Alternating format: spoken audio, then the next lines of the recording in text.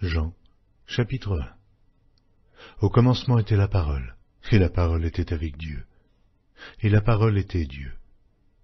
Elle était au commencement avec Dieu, toutes choses ont été faites par elle, et rien de ce qui a été fait n'a été fait sans elle. En elle était la vie, et la vie était la lumière des hommes. La lumière luit dans les ténèbres, et les ténèbres ne l'ont point reçue. Il y eut un homme envoyé de Dieu, son nom était Jean. Il vint pour servir de témoin, pour rendre témoignage à la lumière, afin que tous crussent par lui. Oh, il n'était pas la lumière, mais il parut pour rendre témoignage à la lumière. Cette lumière était la véritable lumière qui, en venant dans le monde, éclaire tout homme.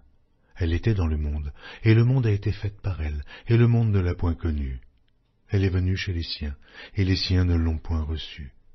Mais à tous ceux qui l'ont reçue, à ceux qui croient en son nom, elle a donné le pouvoir de devenir enfants de Dieu, lesquels sont nés non du sang, ni de la volonté de la chair, ni de la volonté de l'homme, mais de Dieu. Et la parole a été faite chair, et elle habitait parmi nous pleine de grâce et de vérité. Et nous avons contemplé sa gloire, une gloire comme la gloire du Fils unique venu du Père. Jean lui a rendu témoignage et s'est écrié, « C'est celui dont j'ai dit, celui qui vient après moi m'a précédé, car il était avant moi. » Et nous avons tous reçu de sa plénitude et grâce pour grâce, car la loi a été donnée par Moïse. La grâce et la vérité sont venues par Jésus-Christ. Oh, personne n'a jamais vu Dieu. Le Fils unique qui est dans le sein du Père est celui qui l'a fait connaître. Voici le témoignage de Jean, lorsque les Juifs envoyèrent de Jérusalem des sacrificateurs et des Lévites pour lui demander, « Et toi, qui es-tu » Il déclara, il ne le nia point, il déclara qu'il n'était pas le Christ. Ils lui demandèrent, « Quoi donc? Es-tu Élie » Et il dit, « Je ne le suis point. » « Es-tu le prophète » Et il répondit, « Non. » Ils lui dirent alors, « Mais qui es-tu » afin que nous donnions une réponse à ceux qui nous ont envoyés. « Que dis-tu de toi-même » Moi, dit-il, je suis la voix de celui qui crie dans le désert. Aplanissez le chemin du Seigneur, comme a dit Ésaïe, le prophète. Ceux qui avaient été envoyés étaient des pharisiens. Ils lui firent encore cette question. « Pourquoi donc baptises-tu si tu n'es pas le Christ, ni Élie, ni le prophète » Jean leur répondit, « Moi je baptise d'eau, mais au milieu de vous, il y a quelqu'un que vous ne connaissez pas, qui vient après moi. Je ne suis pas digne de délier la courroie de ses souliers. » Ces choses se passèrent à Béthanie, au-delà du Jourdain, où Jean baptisait. Le lendemain, il vit Jésus venant à lui, et il dit, « Voici l'agneau de Dieu, qui ôte le péché du monde. C'est celui dont j'ai dit, après moi vient un homme, qui m'a précédé, car il était avant moi. Oh, je ne le connaissais pas, mais c'est afin qu'il fût manifesté à Israël que je suis venu baptiser d'eau. » Jean rendit ce témoignage. J'ai vu l'Esprit descendre du ciel, comme une colombe, et s'arrêter sur lui.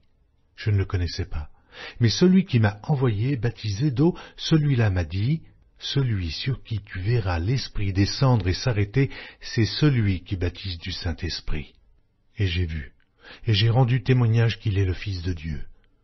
Le lendemain, Jean était encore là, avec 2 de ses disciples, et, ayant regardé Jésus qui passait, il dit, « Voilà l'agneau de Dieu. » Les 2 disciples l'entendirent prononcer ces paroles, et ils suivirent Jésus. Jésus se retourna, et voyant qu'ils le suivaient, il leur dit, « Que cherchez-vous » Ils lui répondirent, « Rabbi » ce qui signifie « Maître » où demeures-tu ? Venez, leur dit-il, et voyez. Ils allèrent et ils virent où il demeurait, et ils restèrent auprès de lui ce jour-là, c'était environ la 10e heure. André, frère de Simon-Pierre, était l'un des 2 qui avait entendu les paroles de Jean et qui avait suivi Jésus. Ce fut lui qui rencontra le premier son frère, Simon, et il lui dit, « Nous avons trouvé le Messie » ce qui signifie Christ. Et il le conduisit vers Jésus. Jésus, l'ayant regardé, dit, « Tu es Simon, fils de Jonas. Tu seras appelé Céphas, ce qui signifie Pierre. » Le lendemain, Jésus voulut se rendre en Galilée, où il rencontra Philippe, et il lui dit, « Suis-moi. » Philippe était de Bethsaïda, de la ville d'André et de Pierre. Philippe rencontra Nathanaël et lui dit, « Nous avons trouvé celui de qui Moïse a écrit dans la loi et dont les prophètes ont parlé, Jésus de Nazareth, fils de Joseph. Nathanaël lui dit, peut-il venir de Nazareth quelque chose de bon? Philippe lui répondit, viens et vois. Jésus, voyant venir à lui Nathanaël, dit de lui, voici vraiment un Israélite, dans lequel il n'y a point de fraude. D'où me connais-tu? Lui dit Nathanaël. Jésus lui répondit, avant que Philippe t'appelât quand tu étais sous le figuier, je t'ai vu. Nathanaël répondit et lui dit, Rabbi, tu es le Fils de Dieu, tu es le roi d'Israël. Jésus lui répondit, parce que je t'ai dit que je t'ai vu sous le figuier, tu crois?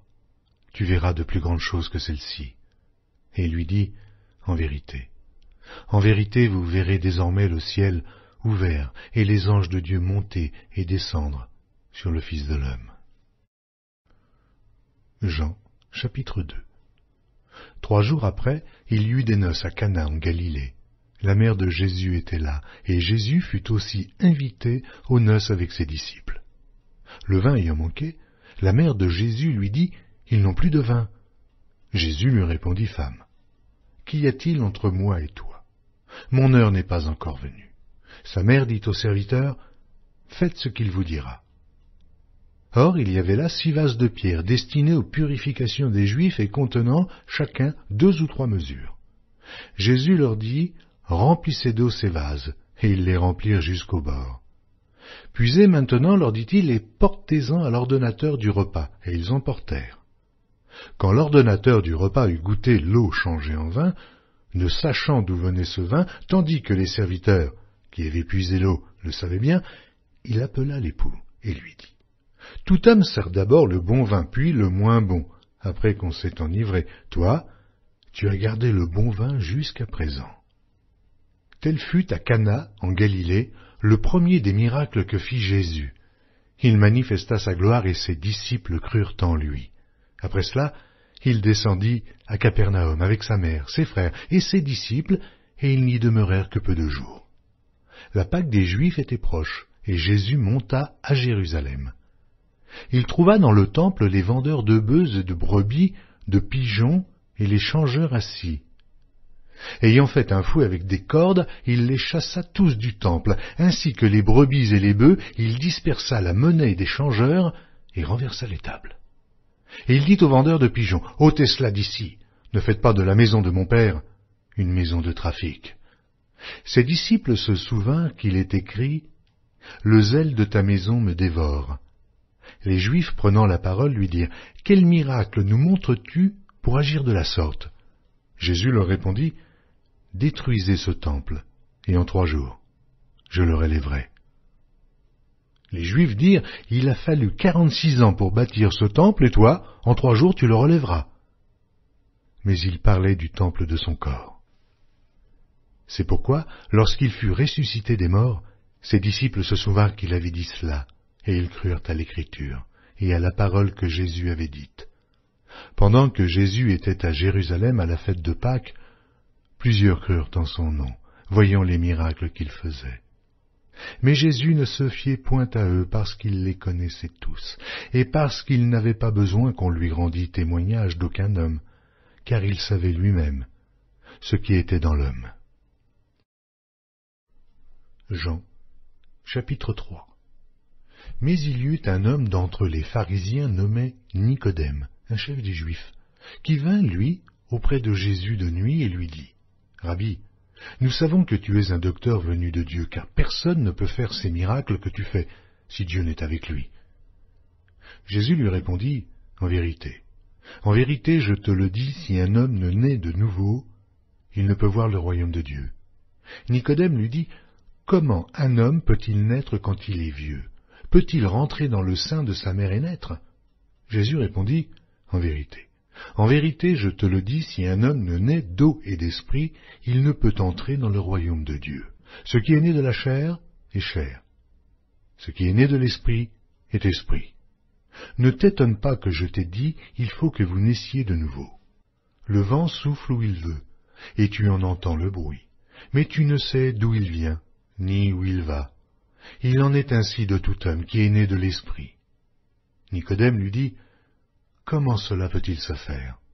Jésus lui répondit, « Tu es le docteur d'Israël, et tu ne sais pas ces choses. Ah, en vérité, je te le dis, nous disons ce que nous savons, et nous rendons témoignage de ce que nous avons vu, et vous ne recevez pas notre témoignage. Si vous ne croyez pas quand je vous ai parlé des choses terrestres, comment croirez-vous quand je vous parlerai des choses célestes? Personne n'est monté au ciel, sinon celui qui est descendu du ciel, le Fils de l'homme, qui est du ciel. Et comme Moïse éleva le serpent dans le désert, il faut de même que le Fils de l'homme soit élevé, afin que quiconque croit en lui ait la vie éternelle. Car Dieu a tant aimé le monde qu'il a donné son Fils unique, afin que quiconque croit en lui ne périsse point, mais qu'il ait la vie éternelle. Dieu, en effet, n'a pas envoyé son Fils dans le monde pour qu'il juge le monde, mais pour que le monde soit sauvé par lui. Celui qui croit en lui n'est point jugé, mais celui qui ne croit pas est déjà jugé, parce qu'il n'a pas cru au nom du Fils unique de Dieu. Et ce jugement, c'est que, la lumière étant venue dans le monde, les hommes ont préféré les ténèbres à la lumière, parce que leurs œuvres étaient mauvaises. Car quiconque fait le mal est la lumière, et ne vient point à la lumière, de peur que ses œuvres ne soient dévoilées. Mais celui qui agit selon la vérité vient à la lumière, afin que ses œuvres soient manifestées, parce qu'elles sont faites en Dieu. Après cela, Jésus, accompagné de ses disciples, se rendit dans la terre de Judée, et là, il demeurait avec eux, et il baptisait. Jean aussi baptisait à Hénon, près de Salim, parce qu'il y avait là beaucoup d'eau, et on y venait pour être baptisé, car Jean n'avait pas encore été mis en prison. Or, il s'éleva de la part des disciples de Jean une dispute avec un juif touchant la purification. Ils vinrent trouver Jean et lui dirent, « Rabbi, celui qui était avec toi au-delà du Jourdain, et à qui tu as rendu témoignage, voici, il baptise, et tous vont à lui. » Jean répondit, « Un homme ne peut recevoir que ce qui lui a été donné du ciel. Vous-même m'êtes témoin que j'ai dit, je ne suis pas le Christ, mais j'ai été envoyé devant lui. Celui à qui appartient l'épouse, c'est l'époux. Mais l'ami de l'époux qui se tient là et qui l'entend éprouve une grande joie à cause de la voix de l'époux. Aussi, cette joie qui est la mienne est parfaite. Il faut qu'il croisse et que je diminue. Celui qui vient d'en haut est au-dessus de tous. Celui qui est de la terre est de la terre, et il parle comme étant de la terre. Celui qui vient du ciel est au-dessus de tous. Il rend témoignage de ce qu'il a vu et entendu, et personne ne reçoit son témoignage. Celui qui a reçu son témoignage a certifié que Dieu est vrai. Car celui que Dieu a envoyé dit les paroles de Dieu, parce que Dieu ne lui donne pas l'Esprit avec mesure. Le Père aime le Fils, et il a remis toutes choses entre ses mains. Celui qui croit au Fils a la vie éternelle. Celui qui ne croit pas au Fils ne verra point la vie, mais la colère de Dieu demeure sur lui. Jean, chapitre 4. Le Seigneur sut que les pharisiens avaient appris qu'il faisait et baptisait plus de disciples que Jean. Toutefois, Jésus ne baptisait pas lui-même, mais c'étaient ses disciples. Alors il quitta la Judée et retourna en Galilée. Comme il fallait qu'il passât par la Samarie, il arriva dans une ville de Samarie nommée Sichar, près du champ que Jacob avait donné à Joseph, son fils. Là se trouvait le puits de Jacob. Jésus, fatigué du voyage, était assis au bord du puits. C'était environ la 6e heure. Une femme de Samarie vint puiser de l'eau. Jésus lui dit, « Donne-moi à boire », car ses disciples étaient allés à la ville pour acheter des vivres. La femme samaritaine lui dit, « Comment toi qui es juif, me demandes-tu à boire, à moi, qui suis une femme samaritaine ?» Les Juifs, en effet, n'ont pas de relation avec les Samaritains. Jésus lui répondit, « Si tu connaissais le don de Dieu, et qui est celui qui te dit « Donne-moi à boire », tu lui aurais toi-même demandé à boire, et il t'aurait donné de l'eau vive. « Seigneur, lui dit la femme, tu n'as rien pour puiser, et le puits est profond. D'où aurais-tu donc cette eau vive? Es-tu plus grand que notre père Jacob, qui nous a donné ce puits, et qui en a bu lui-même, ainsi que ses fils et ses troupeaux ?» Jésus lui répondit, « Quiconque boit de cette eau aura encore soif. Mais celui qui boira de l'eau que je lui donnerai n'aura jamais soif. Et l'eau que je lui donnerai deviendra en lui une source d'eau qui jaillira jusque dans la vie éternelle. » La femme lui dit, « Seigneur, donne-moi cette eau, afin que je n'aie plus soif, et que je ne vienne plus puiser ici. » « Va, lui dit Jésus, appelle ton mari, et viens ici. » La femme lui répondit, « Je n'ai point de mari. » Jésus lui dit, « Tu as eu raison de dire, je n'ai point de mari, car tu as eu 5 maris, et celui que tu as maintenant n'est pas ton mari. En cela, tu as dit vrai. » « Seigneur, lui dit la femme, je vois que tu es prophète.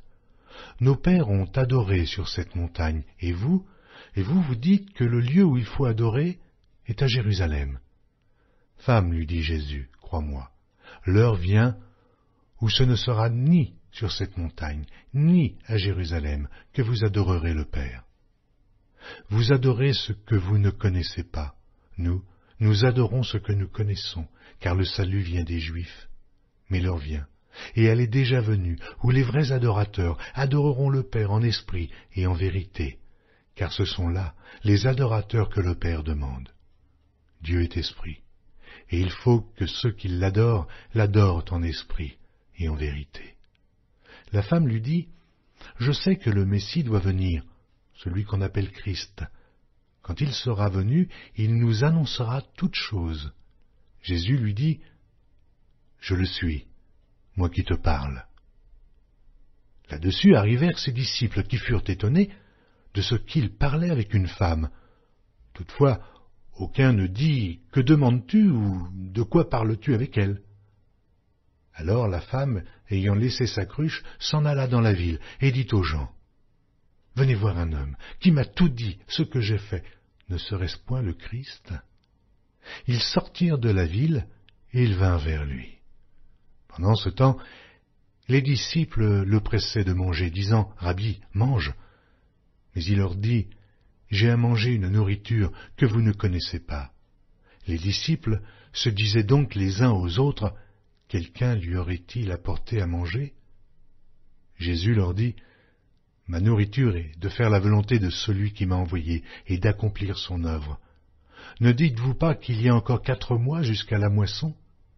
Voici, je vous le dis, levez les yeux et regardez les champs qui déjà blanchissent pour la moisson.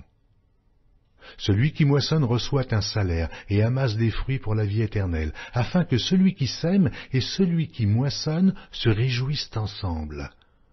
Car en ceci, ce qu'on dit est vrai. Autre est celui qui sème, et autre celui qui moissonne. Je vous ai envoyé moissonner ce que vous n'avez pas travaillé. D'autres ont travaillé, et vous êtes rentrés dans leur travail.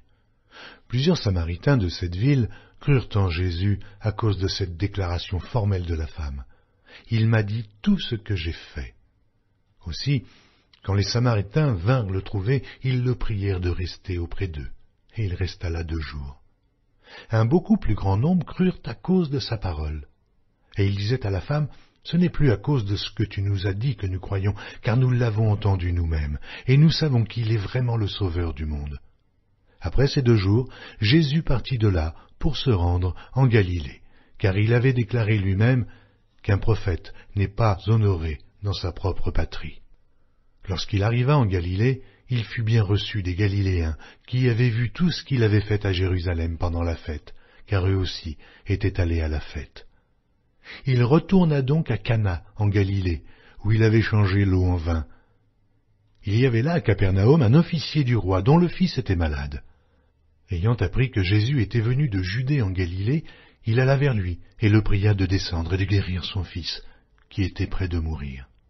Jésus lui dit, « Si vous ne voyez des miracles et des prodiges, vous ne croyez point. » L'officier du roi lui dit, « Seigneur, descends avant que mon enfant meure. » « Va, lui dit Jésus, ton fils vit. » Et cet homme crut à la parole que Jésus lui avait dite, et il s'en alla. Comme déjà il descendait, ses serviteurs venant à sa rencontre lui apportèrent cette nouvelle, « Ton enfant vit. » Il leur demanda à quelle heure il s'était trouvé mieux, et ils lui dirent, « Hier, à la 7e heure, la fièvre l'a quitté. » Le père reconnut que c'était à cette heure-là que Jésus lui avait dit, « Ton fils vit. » Et il crut, lui et toute sa maison. Jésus fit encore ce second miracle lorsqu'il fut venu de Judée en Galilée. Chapitre 5. Après cela, il y eut une fête des Juifs, et Jésus monta à Jérusalem. Or, à Jérusalem, près de la porte des brebis, il y a une piscine qui s'appelle en hébreu Bethesda, et qui a 5 portiques. Sous ces portiques étaient couchés en grand nombre des malades, des aveugles, des boiteux, des paralytiques, qui attendaient le mouvement de l'eau, car un ange descendait de temps en temps dans la piscine et agitait l'eau, et celui qui y descendait le premier après que l'eau avait été agitée était guéri, quelle que fût sa maladie. Là se trouvait un homme malade depuis 38 ans. Jésus, l'ayant vu coucher, et sachant qu'il était malade depuis longtemps, lui dit, « Veux-tu être guéri ?» Le malade lui répondit, « Seigneur, je n'ai personne pour me jeter dans la piscine quand l'eau est agitée, et, pendant que j'y vais, un autre descend avant moi. »« Lève-toi, lui dit Jésus, prends ton lit, et marche. » Aussitôt cet homme fut guéri. Il prit son lit, et marcha. C'était un jour de sabbat. Les Juifs dirent donc à celui qui avait été guéri, « C'est le sabbat, il ne t'est pas permis d'emporter ton lit. » Il leur répondit, « Celui qui m'a guéri m'a dit, « Prends ton lit et marche. » Ils lui demandèrent, « Qui est l'homme qui t'a dit, « Prends ton lit et marche » ?» Mais celui qui avait été guéri ne savait pas qui c'était, car Jésus avait disparu de la foule qui était en ce lieu. Depuis, Jésus le trouva dans le temple et lui dit, « Voici, tu as été guéri, ne pêche plus, de peur qu'il ne t'arrive quelque chose de pire. » Cet homme s'en alla et annonça aux Juifs que c'était Jésus qui l'avait guéri. C'est pourquoi les Juifs poursuivaient Jésus, parce qu'il faisait ces choses le jour du sabbat.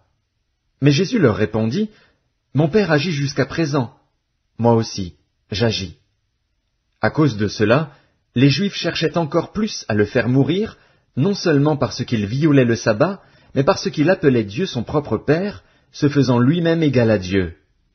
Jésus reprit donc la parole et leur dit, « En vérité, je vous le dis, le Fils ne peut rien faire de lui-même, il ne fait que ce qu'il voit faire au Père, et tout ce que le Père fait, le Fils aussi le fait pareillement. Car le Père aime le Fils, et lui montre tout ce qu'il fait, et il lui montrera des œuvres plus grandes que celles-ci, afin que vous soyez dans l'étonnement. Car, comme le Père ressuscite les morts et donne la vie, ainsi le Fils donne la vie à qui il veut. Le Père ne juge personne, mais il a remis tout jugement au Fils, afin que tous honorent le Fils comme ils honorent le Père. Celui qui n'honore pas le Fils n'honore pas le Père qui l'a envoyé.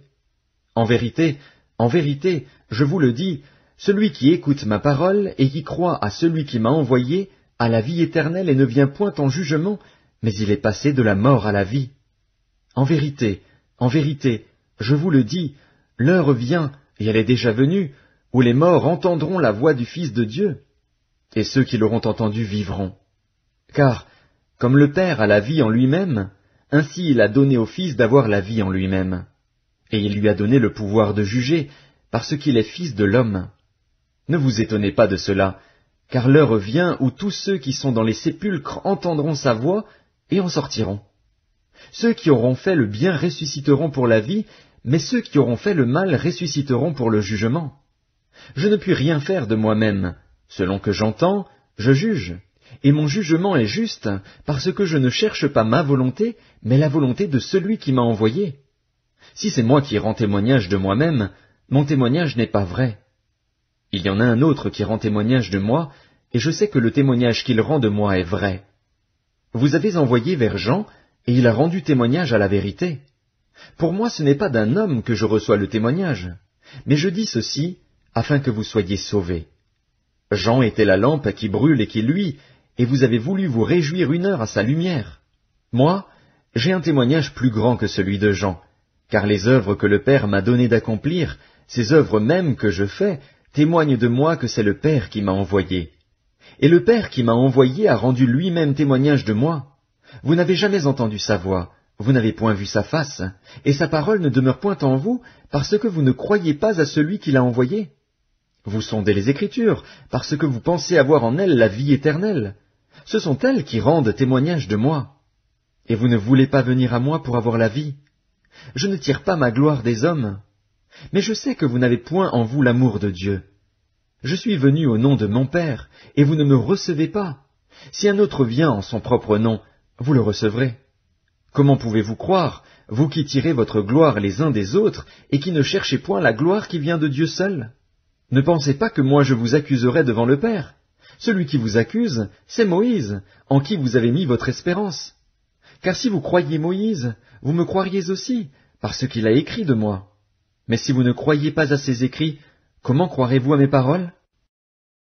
Jean, chapitre 6. Après cela, Jésus s'en alla de l'autre côté de la mer de Galilée, de Tibériade. Une grande foule le suivait parce qu'elle voyait les miracles qu'il opérait sur les malades. Jésus monta sur la montagne et là, il s'assit avec ses disciples. Or la Pâque était proche, la fête des Juifs. Ayant levé les yeux et voyant qu'une grande foule venait à lui, Jésus dit à Philippe, « Où achèterons-nous des pains pour que ces gens aient à manger ?» Il disait cela pour l'éprouver, car il savait ce qu'il allait faire. Philippe lui répondit, « Mais les pains qu'on aurait pour 200 deniers ne suffiraient pas pour que chacun en reçût un peu. » Un de ses disciples, André, frère de Simon, Pierre, lui dit, « Il y a ici un jeune garçon qui a 5 pains d'orge et 2 poissons. Mais qu'est-ce que cela pour tant de gens ?» Jésus dit, « Faites-les asseoir. » Il y avait dans ce lieu beaucoup d'herbes. Ils s'assirent donc au nombre d'environ 5000 hommes. Jésus prit les pains, rendit grâce, et les distribua à ceux qui étaient assis. Il leur donna de même des poissons, autant qu'ils en voulurent. Lorsqu'ils furent rassasiés, il dit à ses disciples, « Ramassez les morceaux qui restent, afin que rien ne se perde. » Ils les ramassèrent donc, et ils remplirent 12 paniers avec les morceaux qui restèrent des 5 pains d'orge, après que tous eurent mangé. Ces gens, ayant vu le miracle que Jésus avait fait, disaient, « Celui-ci est vraiment le prophète qui doit venir dans le monde. » Et Jésus, sachant qu'il allait venir l'enlever pour le faire roi, se retira de nouveau sur la montagne, lui seul. Quand le soir fut venu, ses disciples descendirent au bord de la mer. Étant montés dans une barque, ils traversaient la mer pour se rendre à Capernaum. Il faisait déjà nuit, et Jésus ne les avait pas encore rejoints. Il soufflait un grand vent, et la mer était agitée. Après avoir ramé environ 25 ou 30 stades, ils virent Jésus marchant sur la mer et s'approchant de la barque, et ils eurent peur. Mais Jésus leur dit, « C'est moi, n'ayez pas peur. » Ils voulaient donc le prendre dans la barque, et aussitôt la barque aborda au lieu où ils allaient. La foule qui était restée de l'autre côté de la mer avait remarqué qu'il ne se trouvait là qu'une seule barque, et que Jésus n'était pas monté dans cette barque avec ses disciples, mais qu'il était parti seul. Le lendemain, comme d'autres barques étaient arrivées de Tibériade, près du lieu où ils avaient mangé le pain après que le Seigneur eut rendu grâce, les gens de la foule, ayant vu que ni Jésus, ni ses disciples n'étaient là, montèrent eux-mêmes dans ces barques et allèrent à Capernaum à la recherche de Jésus. Et, l'ayant trouvé au-delà de la mer, ils lui dirent, « Rabbi, quand es-tu venu ici ?» Jésus leur répondit, « En vérité, je vous le dis, vous me cherchez non parce que vous avez vu des miracles, mais parce que vous avez mangé des pains et que vous avez été rassasiés. Travaillez non pour la nourriture qui périt, mais pour celle qui subsiste pour la vie éternelle, et que le Fils de l'homme vous donnera. Car c'est lui que le Père, que Dieu a marqué de son sceau. » Ils lui dirent, « Que devons-nous faire pour faire les œuvres de Dieu ?»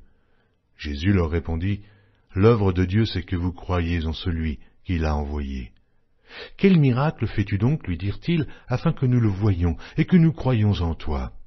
Que fais-tu? Nos pères ont mangé la manne dans le désert, selon ce qui est écrit, il leur donna le pain du ciel à manger. » Jésus leur dit, « En vérité, je vous le dis, Moïse ne vous a pas donné le pain du ciel, mais mon Père vous donne le vrai pain du ciel. Car le pain de Dieu, c'est celui qui descend du ciel et qui donne la vie au monde. » Ils lui dirent, « Seigneur, donne-nous toujours ce pain. » Jésus leur dit, « Je suis le pain de vie. Celui qui vient à moi n'aura jamais faim, et celui qui croit en moi n'aura jamais soif. Mais, je vous l'ai dit, vous m'avez vu, et vous ne croyez point. Tous ceux que le Père me donne viendront à moi, et je ne mettrai pas dehors celui qui vient à moi, car je suis descendu du ciel pour faire non ma volonté, mais la volonté de celui qui m'a envoyé. Or, la volonté de celui qui m'a envoyé, c'est que je ne perde rien de tout ce qu'il m'a donné, mais que je le ressuscite au dernier jour. La volonté de mon Père, c'est que quiconque voit le Fils et croit en lui ait la vie éternelle, et je le ressusciterai au dernier jour. Les Juifs murmuraient à son sujet parce qu'il avait dit « Je suis le pain qui est descendu du ciel ». Et ils disaient « N'est-ce pas là Jésus, le fils de Joseph, celui dont nous connaissons le père et la mère? Comment donc dit-il « Je suis descendu du ciel » ?» Jésus leur répondit « Ne murmurez pas entre vous. Nul ne peut venir à moi si le Père qui m'a envoyé ne l'attire, et je le ressusciterai au dernier jour. Il est écrit dans les prophètes, ils seront tous enseignés de Dieu. Ainsi, quiconque a entendu le Père et a reçu son enseignement vient à moi. C'est que nul n'a vu le Père, sinon celui qui vient de Dieu. Celui-là a vu le Père, en vérité. En vérité, je vous le dis, celui qui croit en moi a la vie éternelle. Je suis le pain de vie. Vos pères ont mangé la manne dans le désert et ils sont morts. C'est ici le pain qui descend du ciel afin que celui qui en mange ne meure point. Je suis le pain vivant qui est descendu du ciel. Si quelqu'un mange de ce pain, il vivra éternellement, et le pain que je donnerai, c'est ma chair, que je donnerai pour la vie du monde. Là-dessus, les Juifs disputaient entre eux, disant, « Comment peut-il nous donner sa chair à manger ?» Jésus leur dit, « En vérité, je vous le dis, si vous ne mangez la chair du Fils de l'homme, et si vous ne buvez son sang, vous n'avez point la vie en vous-même. Celui qui mange ma chair et qui boit mon sang a la vie éternelle, et je le ressusciterai au dernier jour. Car ma chair est vraiment une nourriture, et mon sang vraiment un breuvage. Celui qui mange ma chair et qui boit mon sang demeure en moi, et je demeure en lui. Comme le Père qui est vivant m'a envoyé et que je vis par le Père, ainsi celui qui me mange vivra par moi. Car c'est ici le pain qui est descendu du ciel. Il n'en est pas comme de vos pères qui ont mangé la manne et qui sont morts. Celui qui mange ce pain vivra éternellement. » Jésus dit ces choses dans la synagogue, enseignant à Capernaum. Plusieurs de ses disciples, après l'avoir entendu, dirent « Cette parole est dure, qui peut l'écouter ?» Jésus, sachant en lui-même que ses disciples murmuraient à ce sujet, leur dit « Cela vous scandalise-t-il ? Et si vous voyez le Fils de l'homme monter où il était auparavant? C'est l'Esprit qui vivifie, la chair ne sert de rien. Les paroles que je vous ai dites sont esprit et vie. Mais il en est parmi vous quelques-uns qui ne croient point. » Car Jésus savait dès le commencement qui étaient ceux qui ne croiraient point, et qui était celui qui le livrerait. Et il ajouta, « C'est pourquoi je vous ai dit que nul ne peut venir à moi si cela ne lui a été donné par le Père. » Dès ce moment, plusieurs de ses disciples se retirèrent, et ils n'allaient plus avec lui. Jésus donc dit aux 12, « Et vous, ne voulez-vous pas aussi vous en aller ?» Simon-Pierre lui répondit, « Seigneur, à qui irions-nous? Tu as les paroles de la vie éternelle. Et nous avons cru, et nous avons connu que tu es le Christ, le Saint de Dieu. » Jésus leur répondit, « N'est-ce pas moi qui vous ai choisis, vous, les 12, et l'un de vous est un démon. » Il parlait de Judas Iscario, fils de Simon, car c'était lui qui devait le livrer, lui, l'un des 12. Jean, chapitre 7. Après cela, Jésus parcourait la Galilée, car il ne voulait pas séjourner en Judée, parce que les Juifs cherchaient à le faire mourir. Or, la fête des Juifs, la fête des tabernacles, était proche, et ses frères lui dirent, « Pars d'ici, et va en Judée afin que tes disciples voient aussi les œuvres que tu fais. Personne n'agit en secret lorsqu'il désire paraître. Si tu fais ces choses, montre-toi toi-même au monde. » Car ses frères non plus ne croyaient pas en lui. Jésus leur dit, « Mon temps n'est pas encore venu, mais votre temps est toujours prêt. Le monde ne peut vous haïr.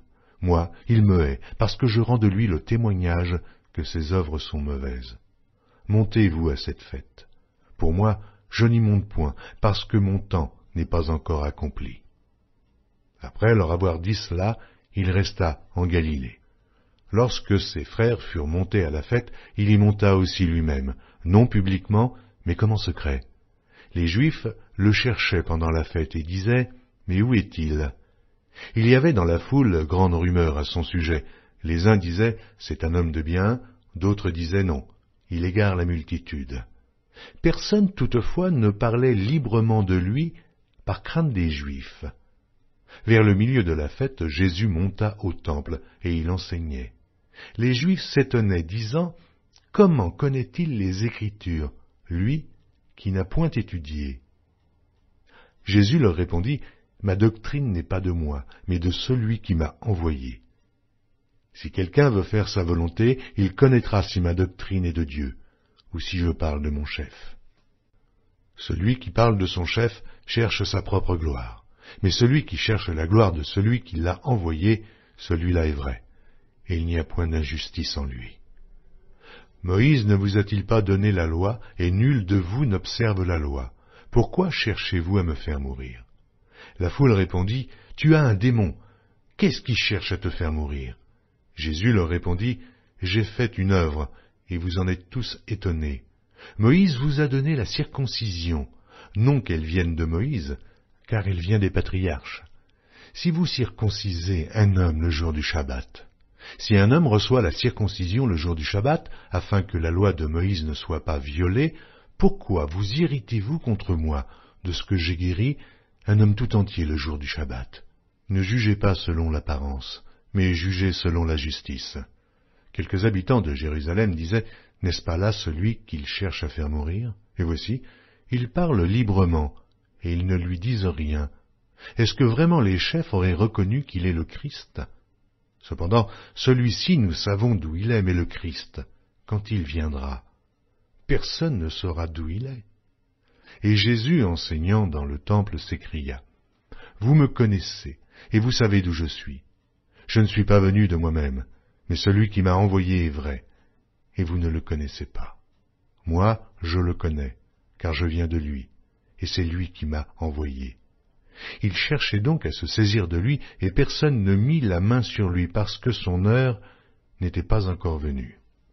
Plusieurs parmi la foule crurent en lui, et ils disaient, « Le Christ, quand il viendra, fera-t-il plus de miracles que n'en fait celui-ci » Les pharisiens entendirent la foule murmurant de lui ces choses, alors les principaux sacrificateurs et les pharisiens envoyèrent des huissiers pour le saisir. Jésus dit, « Je suis encore avec vous pour un peu de temps, puis je m'en vais vers celui qui m'a envoyé. Vous me chercherez et vous ne me trouverez pas, et vous ne pourrez venir où je serai. » Sur quoi les Juifs dirent entre eux, « Où ira-t-il, que nous ne le trouvions pas? Ira-t-il parmi ceux qui sont dispersés chez les Grecs, et enseignera-t-il les Grecs? Que signifie cette parole qu'il a dite? Vous me chercherez et vous ne me trouverez pas, et vous ne pouvez venir où je serai. » Le dernier jour, le grand jour de la fête, Jésus, se tenant debout, s'écria, « Si quelqu'un a soif, qu'il vienne à moi, et qu'il boive. Celui qui croit en moi, des fleuves d'eau vive couleront de son sein, comme dit l'Écriture. » Il dit cela de l'Esprit qui devait recevoir ceux qui croiraient en lui, car l'Esprit n'était pas encore parce que Jésus n'avait pas encore été glorifié. Des gens de la foule, ayant entendu ces paroles, disaient « Celui-ci est vraiment le prophète. » D'autres disaient « C'est le Christ. » Et d'autres disaient « Est-ce bien de la Galilée que doit venir le Christ? » L'Écriture ne dit-elle pas que c'est de la postérité de David et du village de Bethléem, où était David, que le Christ doit venir? Il y eut donc à cause de lui division parmi la foule. Quelques-uns d'entre eux voulaient le saisir, mais personne ne mit la main sur lui. Aussi, les huissiers retournèrent vers les principaux sacrificateurs et les pharisiens, et ceux-ci leur dirent, « Pourquoi ne l'avez-vous pas amené ?» Les huissiers répondirent, « Jamais homme n'a parlé comme cet homme. » Les pharisiens leur répliquèrent, « Est-ce que vous aussi, vous avez été séduits? Y a-t-il quelqu'un des chefs ou des pharisiens qui ait cru en lui? » Mais cette foule, qui ne connaît pas la loi, ce sont des maudits. Nicodème, qui était venu de nuit vers Jésus, et qui était l'un d'entre eux, leur dit, « Notre loi condamne-t-elle un homme avant qu'on l'entende et qu'on sache ce qu'il a fait? Ils lui répondirent, « Es-tu aussi galiléen? Examine, et tu verras que de la Galilée, il ne sort point de prophète. » Et chacun s'en retourna dans sa maison. Jean, chapitre 8. Jésus se rendit à la montagne des Oliviers, mais dès le matin il alla de nouveau dans le temple, et tout le peuple vint à lui. S'étant assis, il les enseignait. Alors les scribes et les pharisiens amenèrent une femme surprise en adultère, et la plaçant au milieu du peuple, ils dirent à Jésus, « Maître, cette femme a été surprise en flagrant délit d'adultère. Moïse, dans la loi, nous a ordonné de lapider de telles femmes. Toi donc, que dis-tu » Il disait cela pour l'éprouver, afin de pouvoir l'accuser. Mais Jésus, s'étant baissé, écrivait, avec le doigt sur la terre. Comme il continuait à l'interroger, il se releva et leur dit, « Que celui de vous qui est sans péché jette le premier la pierre contre elle. » Et s'étant de nouveau baissé, il écrivait sur la terre. Quand ils entendirent cela, accusés par leur conscience, ils se retirèrent un à un, depuis les plus âgés jusqu'aux derniers, et Jésus resta seul avec la femme qui était là, au milieu. Alors, s'étant relevé, et ne voyant plus que la femme, Jésus dit, « Femme, où sont ceux qui t'accusaient? Personne ne t'a-t-il condamné ?»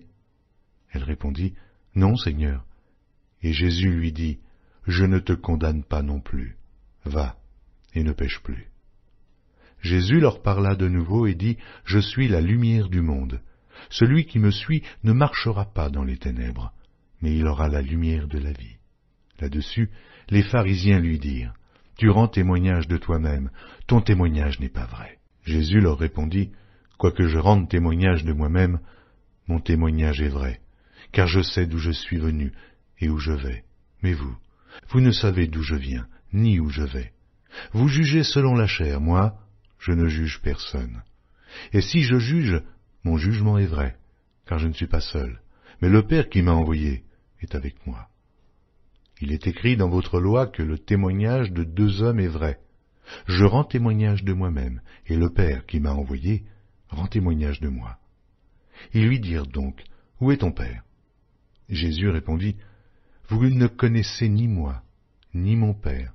Si vous me connaissiez, vous connaîtriez aussi mon Père. » Jésus dit ces paroles, enseignant dans le temple, au lieu où était le trésor, et personne ne le saisit parce que son heure n'était pas encore venue. Jésus leur dit encore, « Je m'en vais, et vous me chercherez, et vous mourrez dans votre péché, vous ne pouvez venir où je vais. » Sur quoi les Juifs dirent, « Se tuera-t-il lui-même, puisqu'il dit, vous ne pouvez venir où je vais ?» Et il leur dit, « Vous êtes d'en bas, moi j'en suis d'en haut. Vous êtes de ce monde, moi je ne suis pas de ce monde. C'est pourquoi je vous ai dit que vous mourrez dans vos péchés, car si vous ne croyez pas ce que je suis, vous mourrez dans vos péchés. Qui es-tu, lui dirent-ils. Jésus leur répondit, ce que je vous dis dès le commencement. J'ai beaucoup de choses à dire de vous et à juger en vous, mais celui qui m'a envoyé est vrai, et ce que j'ai entendu de lui, je le dis au monde. Ils ne comprirent point qu'il leur parlait du Père. Jésus donc leur dit, quand vous aurez élevé le Fils de l'homme, alors vous connaîtrez ce que je suis, et que je ne fais rien de moi-même, mais que je parle selon ce que le Père m'a enseigné. Celui qui m'a envoyé est avec moi, il ne m'a pas laissé seul, parce que je fais toujours ce qui lui est agréable. » Comme Jésus parlait ainsi, plusieurs crurent en lui, et il dit aux Juifs qui avaient cru en lui, « Si vous demeurez dans ma parole, vous êtes vraiment mes disciples, vous connaîtrez la vérité, et la vérité vous affranchira. » Ils lui répondirent, « Nous sommes la postérité d'Abraham, et nous ne fûmes jamais esclaves de personne. Comment dis-tu, vous deviendrez libres ? » En vérité, je vous le dis, leur répliqua Jésus, quiconque se livre au péché est esclave du péché. Or l'esclave ne demeure pas toujours dans la maison, le Fils y demeure toujours. Si donc le Fils vous affranchit, vous serez réellement libres. Je sais que vous êtes la postérité d'Abraham, mais vous cherchez à me faire mourir, parce que ma parole ne pénètre pas en vous. Je dis ce que j'ai vu chez mon Père, et vous, vous faites ce que vous avez entendu de la part de votre Père. Ils lui répondirent, « Notre Père, c'est Abraham. » Jésus leur dit, « Si vous étiez enfants d'Abraham, vous feriez les œuvres d'Abraham. Mais maintenant, vous cherchez à me faire mourir, moi qui vous ai dit la vérité, que j'ai entendue de Dieu. Cela, Abraham ne l'a point fait. Vous êtes les œuvres de votre père. Ils lui dirent, nous ne sommes pas des enfants illégitimes, nous avons un seul père, Dieu. Jésus leur dit, si Dieu était votre père, vous m'aimeriez, car c'est de Dieu que je suis sorti et que je viens.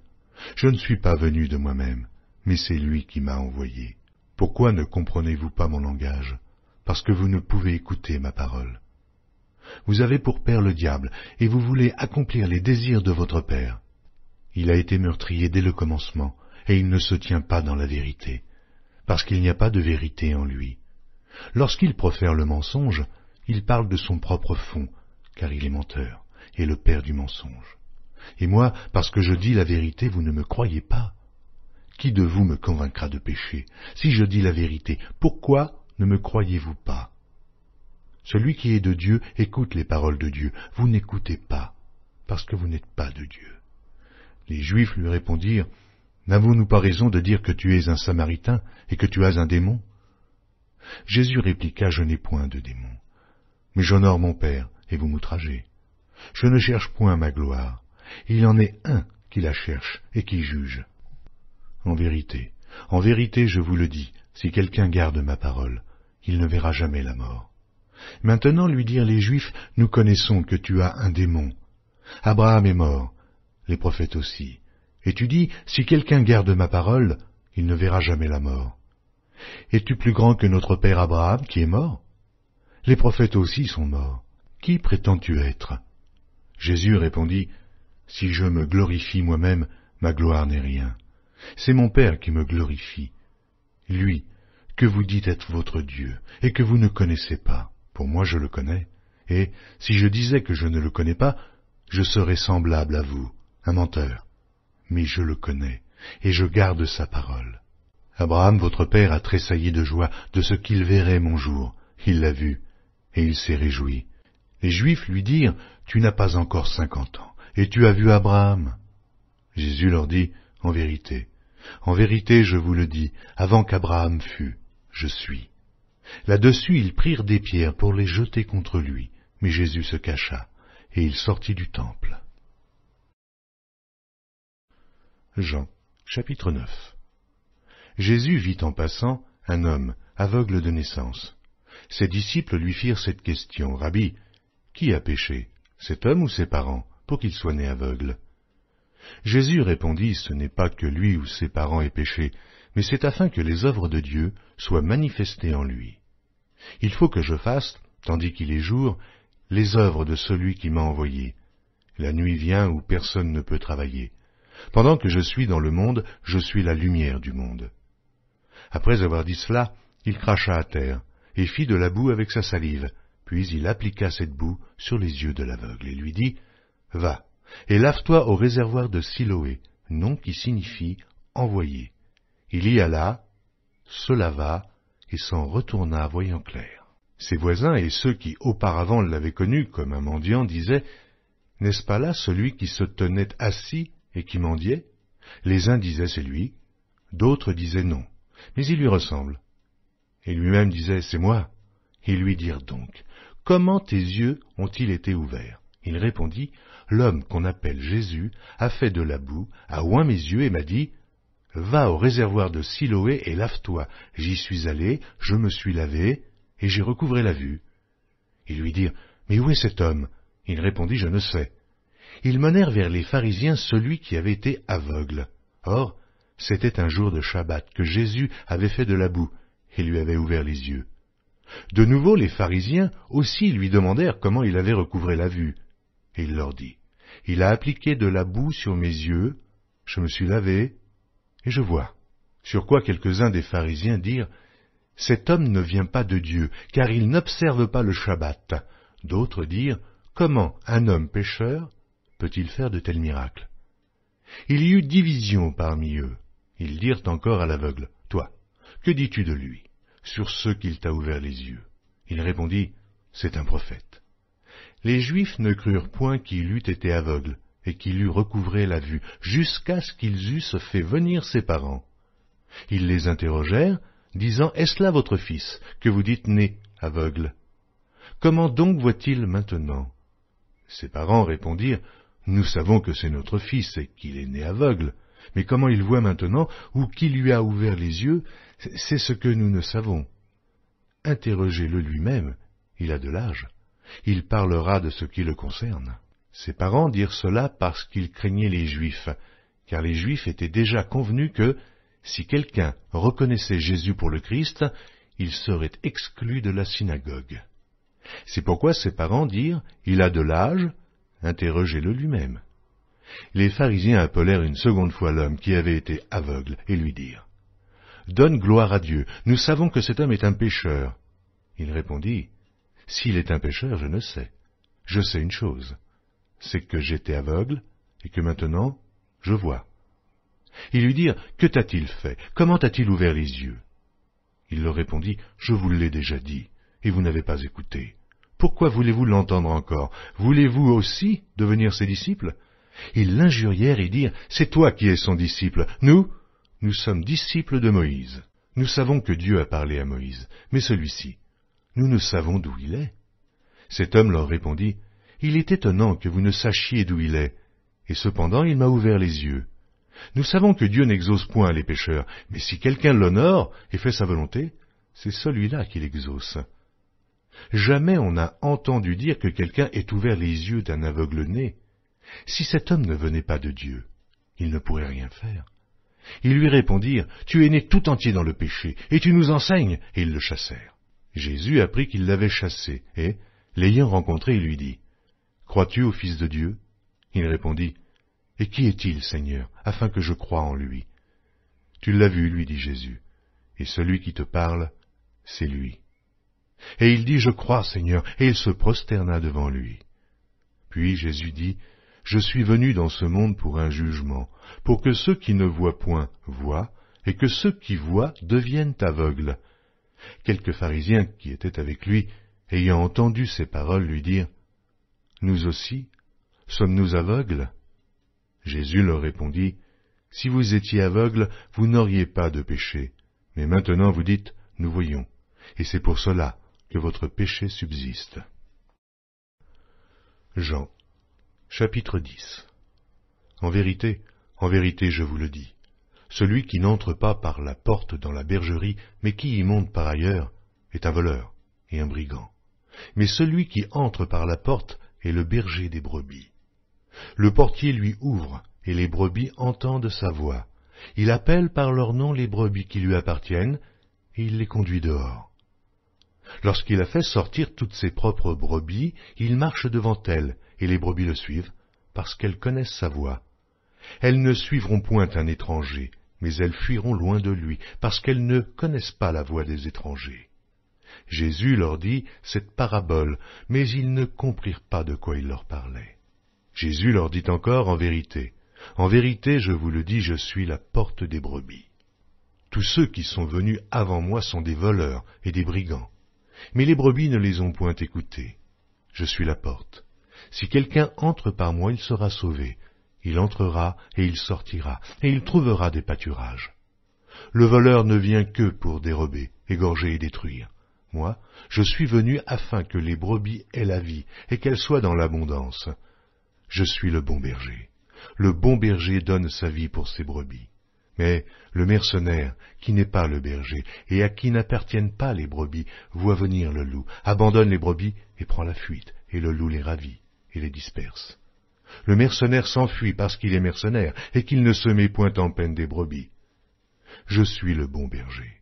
Je connais mes brebis, et elles me connaissent, comme le Père me connaît, et comme je connais le Père, et je donne ma vie pour mes brebis. J'ai encore d'autres brebis, qui ne sont pas de cette bergerie. Celles-là, il faut que je les amène, elles entendront ma voix, et il y aura un seul troupeau et un seul berger.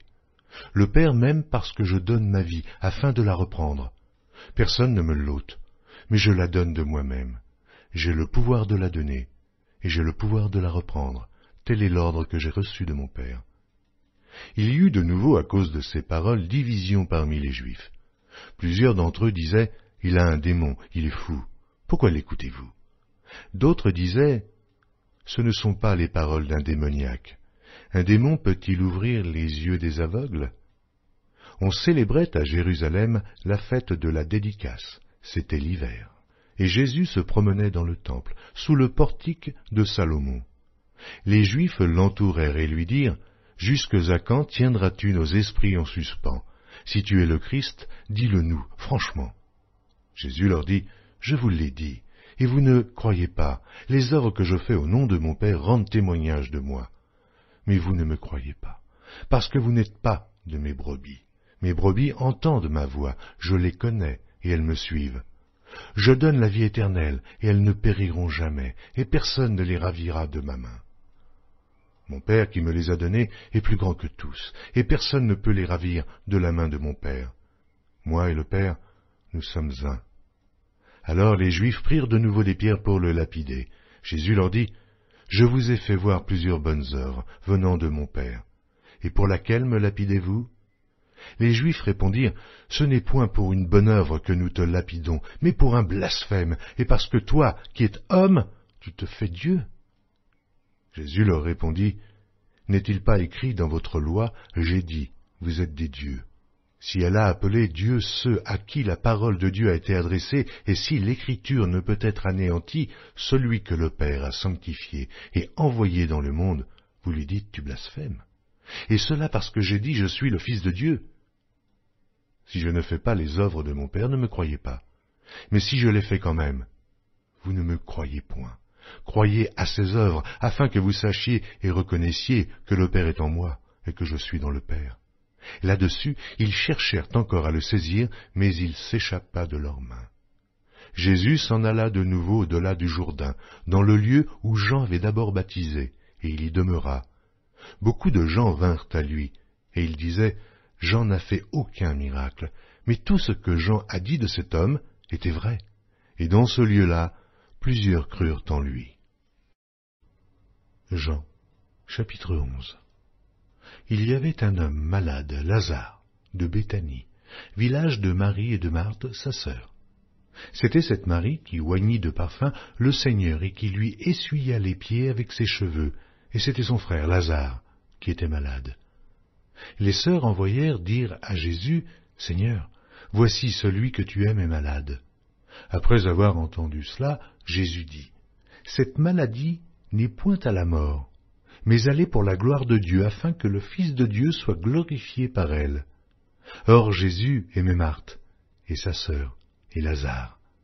Lors donc qu'il eut appris que Lazare était malade, il resta 2 jours encore dans le lieu où il était, et il dit ensuite aux disciples, « Retournons en Judée. » Les disciples lui dirent, « Rabbi, les Juifs tout récemment cherchaient à te lapider, et tu retournes en Judée. » Jésus répondit, « N'y a-t-il pas 12 heures au jour? Si quelqu'un marche pendant le jour, il ne bronche point, parce qu'il voit la lumière de ce monde. Mais si quelqu'un marche pendant la nuit, il bronche, parce que la lumière n'est pas en lui. » Après ces paroles, il leur dit, « Lazare, notre ami, dort, mais je vais le réveiller. » Les disciples lui dirent, « Seigneur, s'il dort, il sera guéri. » Jésus avait parlé de sa mort, mais ils crurent qu'il parlait de l'assoupissement du sommeil.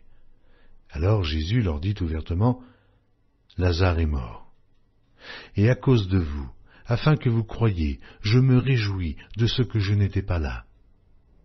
Mais allons vers lui. » Sur quoi Thomas, appelé Didyme, dit aux autres disciples, « Allons aussi, afin de mourir avec lui. » Jésus, étant arrivé là, trouva que Lazare était déjà depuis 4 jours dans le sépulcre.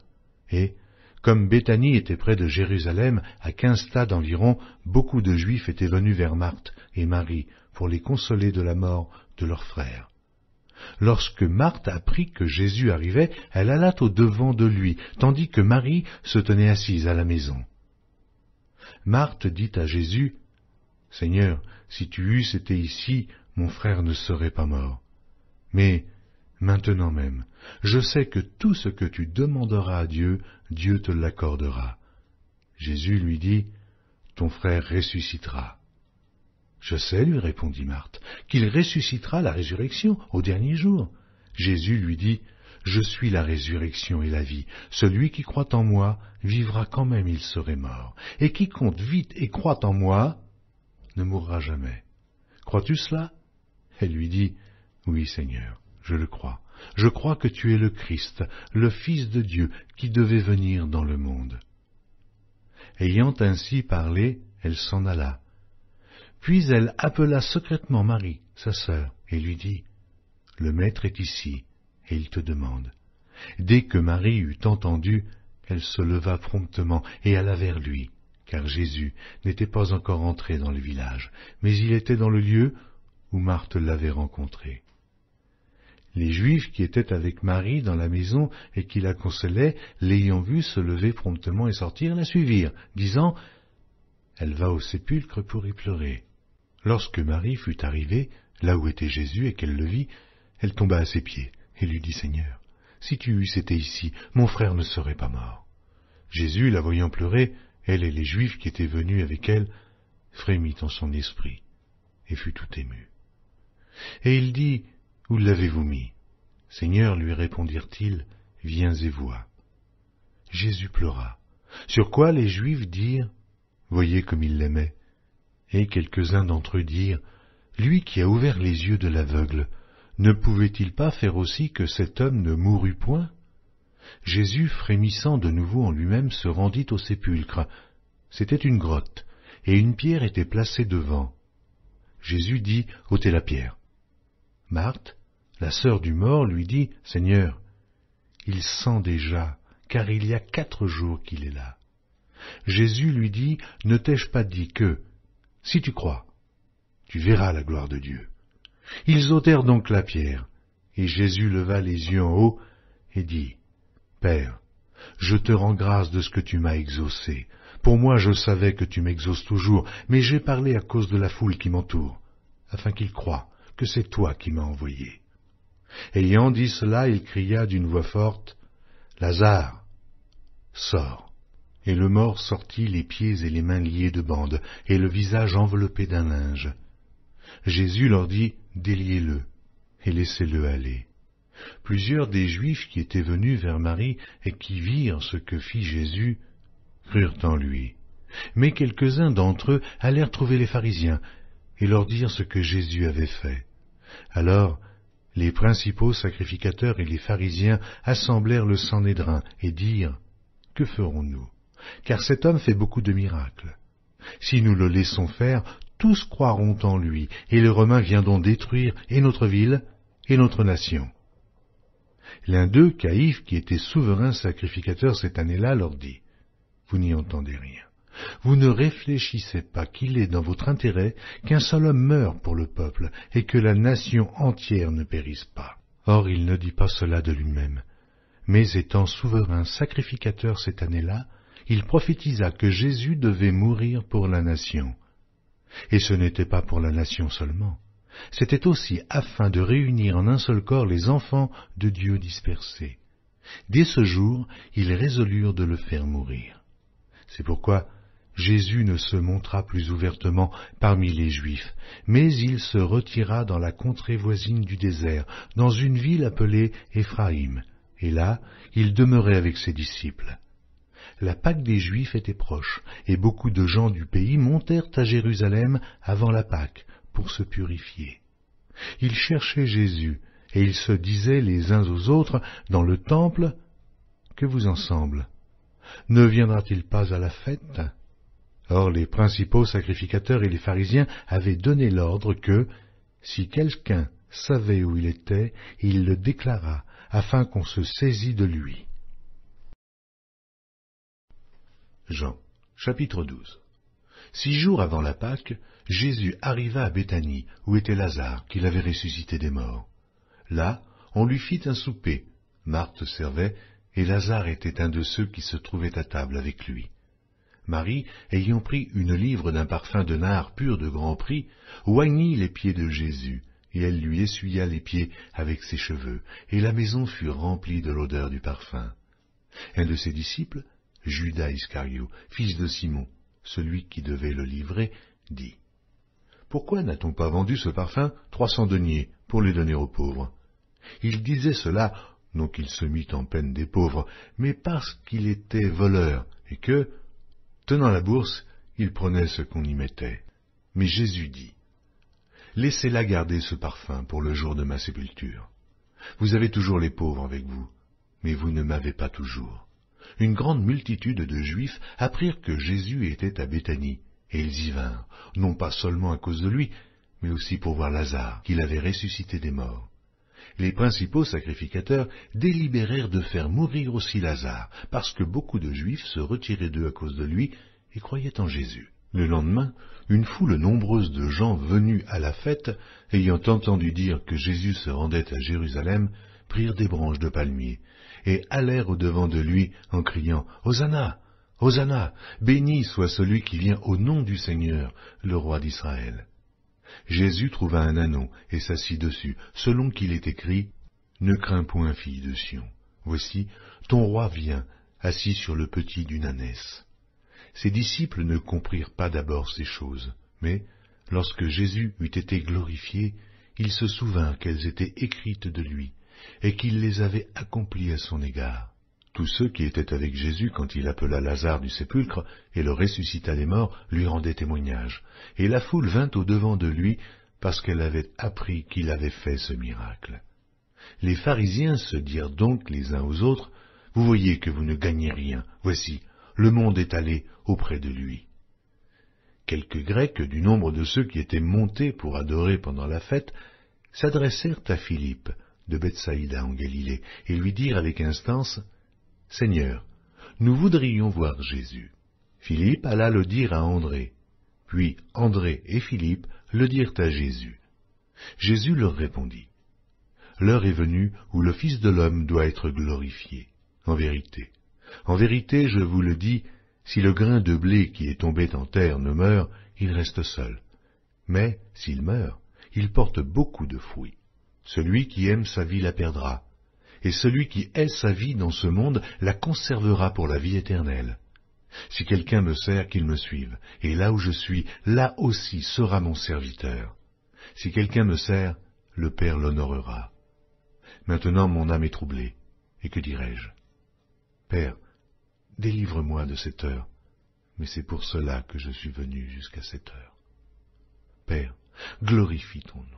Et une voix du ciel vint, je l'ai glorifié, et je le glorifierai encore.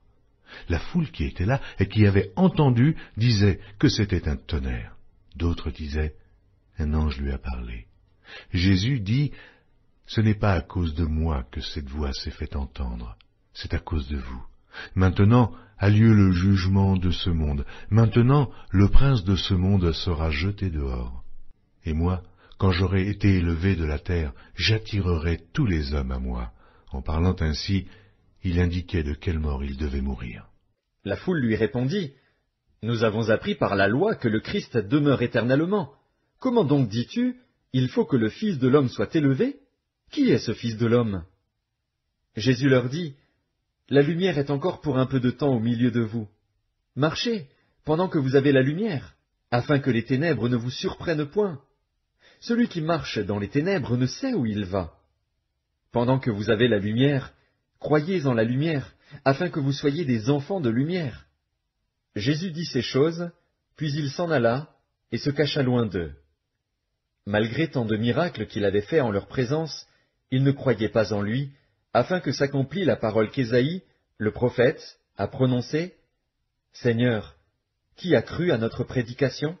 Et à qui le bras du Seigneur a-t-il été révélé? » Aussi ne pouvaient-ils croire, parce qu'Ésaïe a dit encore, « Il a aveuglé leurs yeux, et il a endurci leur cœur, de peur qu'ils ne voient des yeux, qu'ils ne comprennent du cœur, qu'ils ne se convertissent, et que je ne les guérisse. » Ésaïe dit ces choses lorsqu'il vit sa gloire, et qu'il parla de lui. Cependant, même parmi les chefs, plusieurs crurent en lui. Mais, à cause des pharisiens, ils n'en faisaient pas l'aveu, dans la crainte d'être exclus de la synagogue. Car ils aimèrent la gloire des hommes plus que la gloire de Dieu. Or, Jésus s'était écrié, « Celui qui croit en moi croit, non pas en moi, mais en celui qui m'a envoyé. Et celui qui me voit, voit celui qui m'a envoyé. Je suis venu comme une lumière dans le monde, afin que quiconque croit en moi ne demeure pas dans les ténèbres. Si quelqu'un entend mes paroles et ne les garde point, ce n'est pas moi qui le juge, car je suis venu non pour juger le monde, mais pour sauver le monde. Celui qui me rejette et qui ne reçoit pas mes paroles à son juge, la parole que j'ai annoncée, c'est elle qui le jugera au dernier jour. Car je n'ai point parlé de moi-même, mais le Père, qui m'a envoyé, m'a prescrit lui-même ce que je dois dire et annoncer. Et je sais que son commandement est la vie éternelle. C'est pourquoi les choses que je dis, je les dis comme le Père me les a dites. Jean, chapitre 13. Avant la fête de Pâques, Jésus, sachant que son heure était venue de passer de ce monde au Père, et ayant aimé les siens qui étaient dans le monde, mit le comble à son amour pour eux. Pendant le souper, lorsque le diable avait déjà inspiré au cœur de Judas Iscario, fils de Simon, le dessein de le livrer, Jésus, qui savait que le Père avait remis toutes choses entre ses mains, qu'il était venu de Dieu, et qu'il s'en allait à Dieu, se leva de table, ôta ses vêtements, et prit un linge dont il se ceignit. Ensuite, il versa de l'eau dans un bassin, et il se mit à laver les pieds des disciples, et à les essuyer avec le linge dont il était ceint. Il vint donc à Simon-Pierre, et Pierre lui dit, « Toi, Seigneur, tu me laves les pieds ?»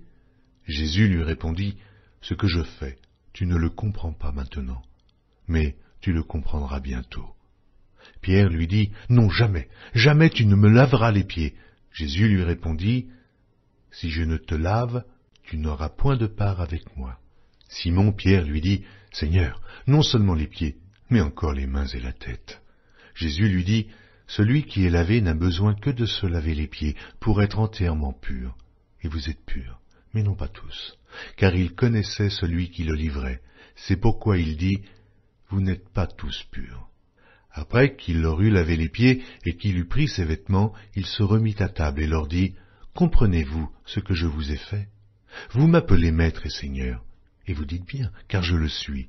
Si donc je vous ai lavé les pieds, moi, le Seigneur et le Maître, vous devez aussi vous laver les pieds les uns aux autres, car je vous ai donné un exemple, afin que vous fassiez comme je vous ai fait. En vérité, je vous le dis, le serviteur n'est pas plus grand que son Seigneur, ni l'apôtre plus grand que celui qui l'a envoyé. Si vous savez ces choses, vous êtes heureux, pourvu que vous les pratiquiez. Ce n'est pas de vous tous que je parle, je connais ceux que j'ai choisis.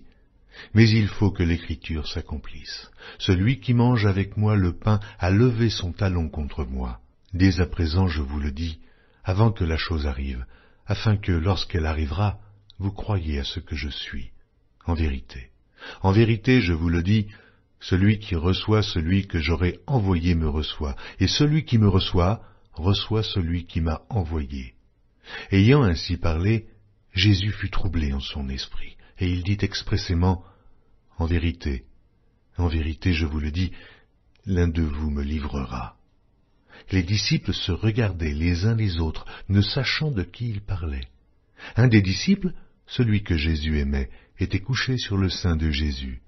Simon-Pierre lui fit signe de demander qui était celui dont parlait Jésus. Et ce disciple s'étant penché sur la poitrine de Jésus lui dit, « Seigneur, qui est-ce » Jésus répondit, « C'est celui à qui je donnerai le morceau trempé. » Et, ayant trempé le morceau, il le donna à Judas, fils de Simon l'Iscario. Dès que le morceau fut donné, Satan entra dans Judas. Jésus lui dit, « Ce que tu fais, fais-le promptement. » Mais aucun de ceux qui étaient à table ne comprit pourquoi il lui disait cela, car quelques-uns pensaient que, comme Judas avait la bourse, Jésus voulait lui dire, « Achète ce dont nous avons besoin pour la fête », ou qu'il lui commandait de donner quelque chose aux pauvres. Judas, ayant pris le morceau, se hâta de sortir. Il était nuit. Lorsque Judas fut sorti, Jésus dit, « Maintenant, le Fils de l'homme a été glorifié, et Dieu a été glorifié en lui. Si Dieu a été glorifié en lui, Dieu aussi le glorifiera en lui-même, et il se glorifiera bientôt. Mes petits enfants, je suis pour peu de temps encore avec vous. Vous me chercherez et, comme j'ai dit aux Juifs, vous ne pouvez venir où je vais. Je vous le dis aussi maintenant. Je vous donne un commandement nouveau. Aimez-vous les uns les autres comme je vous ai aimés. Vous aussi, aimez-vous les uns les autres. À ceci tous connaîtront que vous êtes mes disciples, si vous avez de l'amour les uns pour les autres. Simon-Pierre lui dit, Seigneur, où vas-tu? Jésus répondit, Tu ne peux pas maintenant me suivre où je vais, mais tu me suivras plus tard. Seigneur, lui dit Pierre, pourquoi ne puis-je pas te suivre maintenant? Je donnerai ma vie pour toi. Jésus répondit, Tu donneras ta vie pour moi. En vérité, je te le dis, le coq ne chantera pas que tu ne m'aies renié 3 fois. Jean, chapitre 14.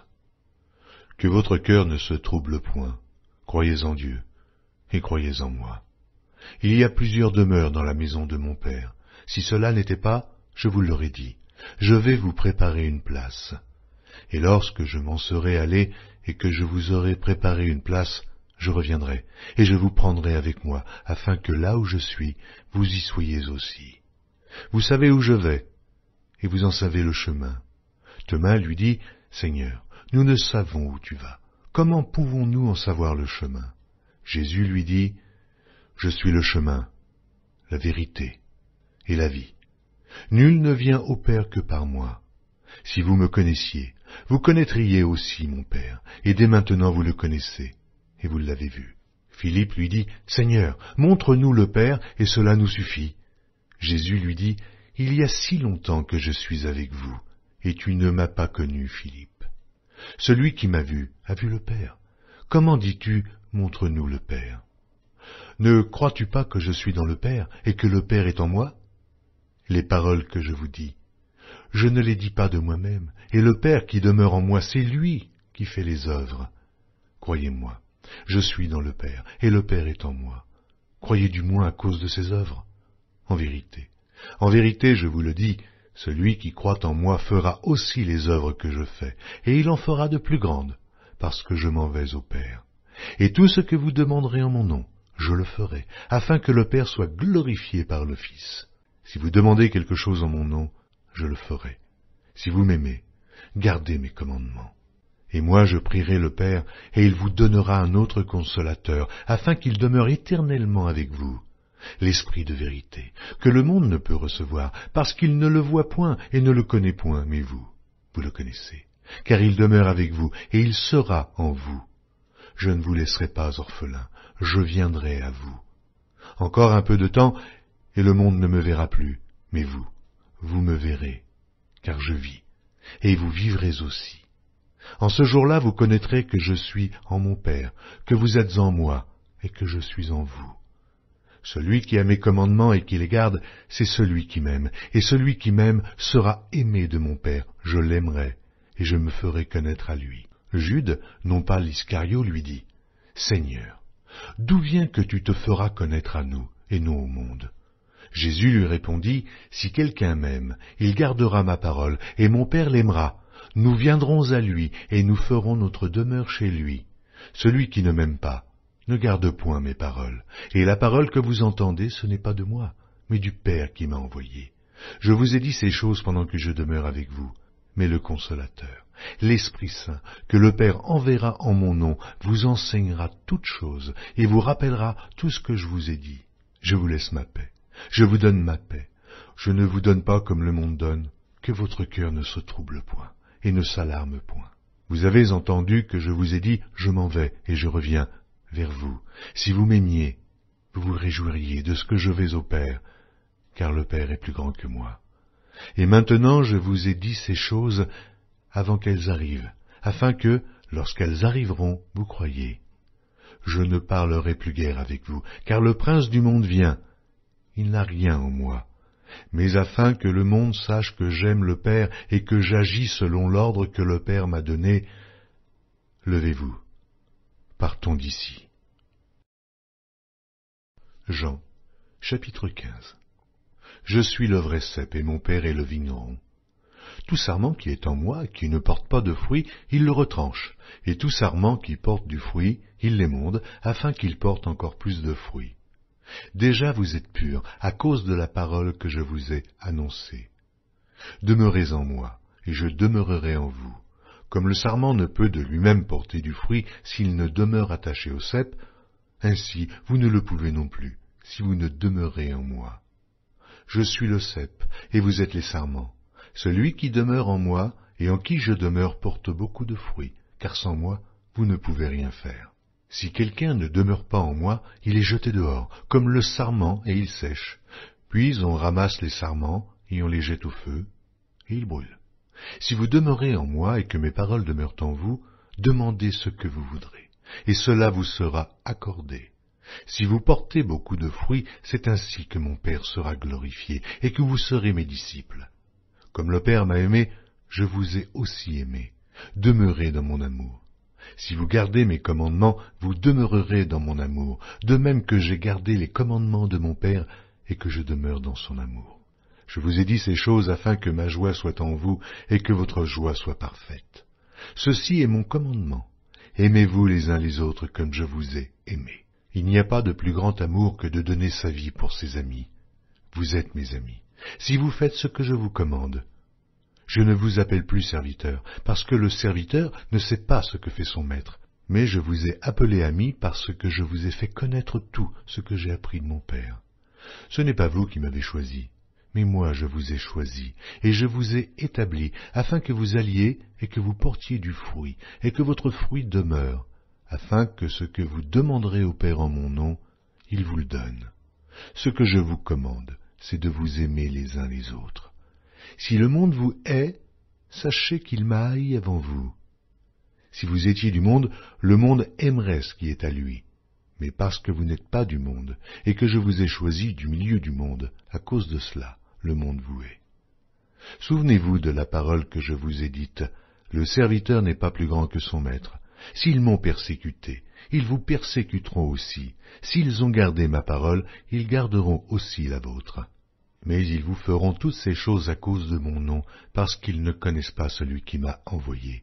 Si je n'étais pas venu, et que je ne leur eusse point parlé, ils n'auraient pas de péché. Mais maintenant, ils n'ont aucune excuse de leur péché. Celui qui me hait est aussi mon Père. Si je n'avais pas fait, parmi eux, les œuvres que nul autre n'a faites, ils n'auraient pas de péché. Mais maintenant, ils les ont vus, et ils ont haï moi et mon Père. Mais cela est arrivé afin que s'accomplisse la parole qui est écrite dans leur loi, ils m'ont haï sans cause.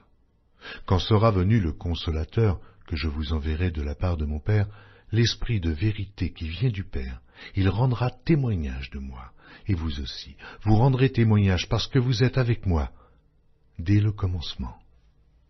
Jean, chapitre 16. Je vous ai dit ces choses afin qu'elles ne soient pas pour vous une occasion de chute. Ils vous excluront des synagogues, et même l'heure vient où quiconque vous fera mourir croira rendre un culte à Dieu. Et ils agiront ainsi parce qu'ils n'ont connu ni le Père, ni moi. Je vous ai dit ces choses afin que, lorsque l'heure sera venue, vous vous souveniez que je vous les ai dites. Je ne vous ai pas parlé dès le commencement, parce que j'étais avec vous. Maintenant je m'en vais vers celui qui m'a envoyé, et aucun de vous ne me demande « Où vas-tu » Mais parce que je vous ai dit ces choses, la tristesse a rempli votre cœur. Cependant, je vous dis la vérité, il vous est avantageux que je m'en aille, car si je ne m'en vais pas, le Consolateur ne viendra pas vers vous, mais si je m'en vais, je vous l'enverrai. Et quand il sera venu, il convaincra le monde en ce qui concerne le péché, la justice et le jugement. En ce qui concerne le péché, parce qu'il ne croit pas en moi. La justice, parce que je vais au Père, et que vous ne me verrez plus. Le jugement, parce que le prince de ce monde est jugé. Oh, j'ai encore beaucoup de choses à vous dire, mais vous ne pouvez les porter maintenant. Quand le Consolateur sera venu, l'Esprit de vérité, il vous conduira dans toute la vérité, car il ne parlera pas de lui-même, mais il dira tout ce qu'il aura entendu, et il vous annoncera les choses à venir. Il me glorifiera, parce qu'il prendra de ce qui est à moi, et vous l'annoncera. Tout ce que le Père est à moi, c'est pourquoi j'ai dit qu'il prend de ce qui est à moi, et qu'il vous l'annoncera. Encore un peu de temps, et vous ne me verrez plus. Et puis, encore un peu de temps, et vous me verrez, parce que je vais au Père. Là-dessus, quelques-uns de ses disciples dirent entre eux, « Que signifie ce qu'il nous dit? Encore un peu de temps, et vous ne me verrez plus, et puis encore un peu de temps, et vous me verrez, et parce que je vais au Père. » Il disait donc, « Que signifie ce qu'il dit encore un peu de temps » nous ne savons de quoi il parle. » Jésus connut qu'ils voulaient l'interroger, leur dit, « Vous vous questionnez les uns les autres sur ce que j'ai dit. Encore un peu de temps, et vous ne me verrez plus, et puis encore un peu de temps, et vous me verrez. En vérité, je vous le dis, vous pleurerez, et vous vous lamenterez, et le monde se réjouira. Vous serez dans la tristesse, mais votre tristesse se changera en joie. La femme, lorsqu'elle enfante, éprouve de la tristesse, parce que son heure est venue. Mais lorsqu'elle a donné le jour à l'enfant, elle ne se souvient plus de la souffrance à cause de la joie qu'elle a de ce qu'un homme est né dans le monde. Vous donc aussi, vous êtes maintenant dans la tristesse, mais je vous reverrai, et votre cœur se réjouira, et nul ne vous ravira votre joie. En ce jour-là, vous ne m'interrogerez plus sur rien. En vérité, je vous le dis, ce que vous demanderez au Père, il vous le donnera en mon nom. Jusqu'à présent, vous n'avez rien demandé en mon nom. Demandez, et vous recevrez afin que votre joie soit parfaite. Je vous ai dit ces choses en parabole. L'heure vient où je ne vous parlerai plus en parabole, mais où je vous parlerai ouvertement du Père. En ce jour, vous demanderez en mon nom. Et je ne vous dis pas que je prierai le Père pour vous, car le Père lui-même vous aime, parce que vous m'avez aimé, et que vous avez cru que je suis sorti de Dieu. Je suis sorti du Père, et je suis venu dans le monde. Maintenant, je quitte le monde, et je vais au Père.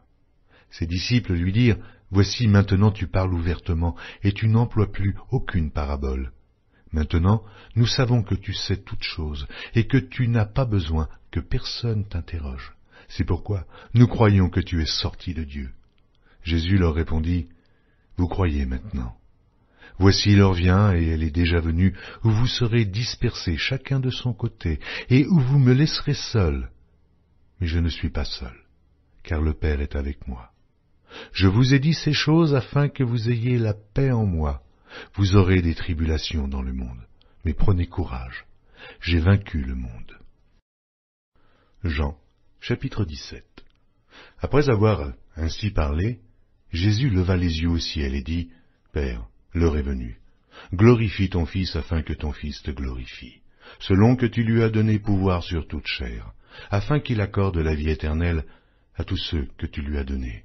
Or, la vie éternelle, c'est qu'ils te connaissent, toi, le seul vrai Dieu, et celui que tu as envoyé, Jésus-Christ. Je t'ai glorifié sur la terre, j'ai achevé l'œuvre que tu m'as donnée à faire.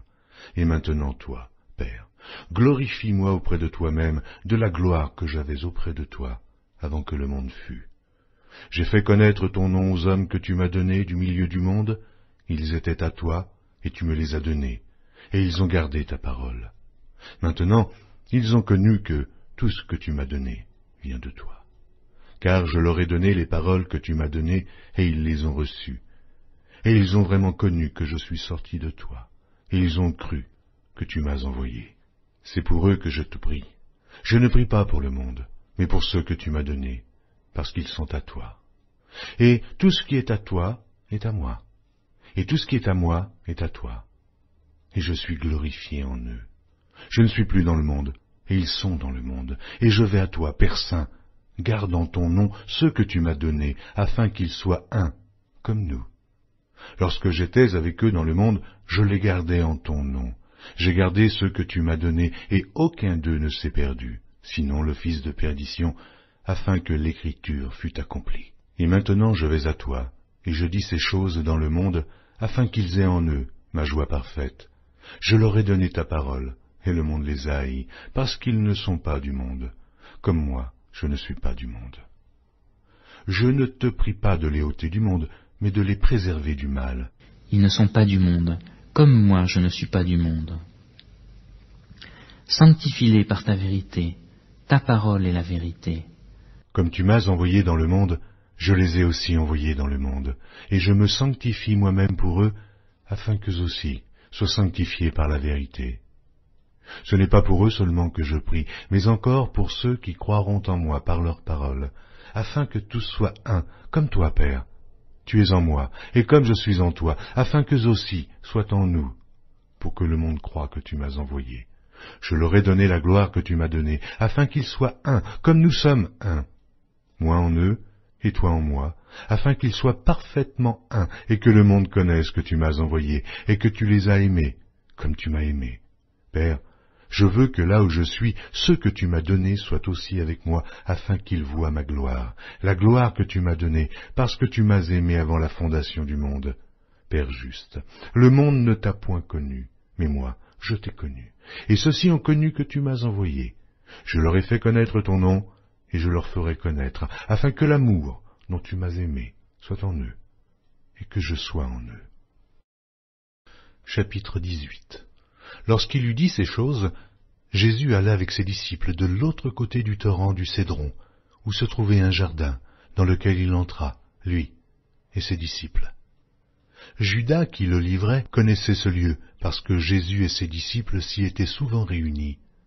Judas, donc, ayant pris la cohorte et des huissiers qu'envoyèrent les principaux sacrificateurs et les pharisiens, vint là, avec des lanternes, des flambeaux et des armes.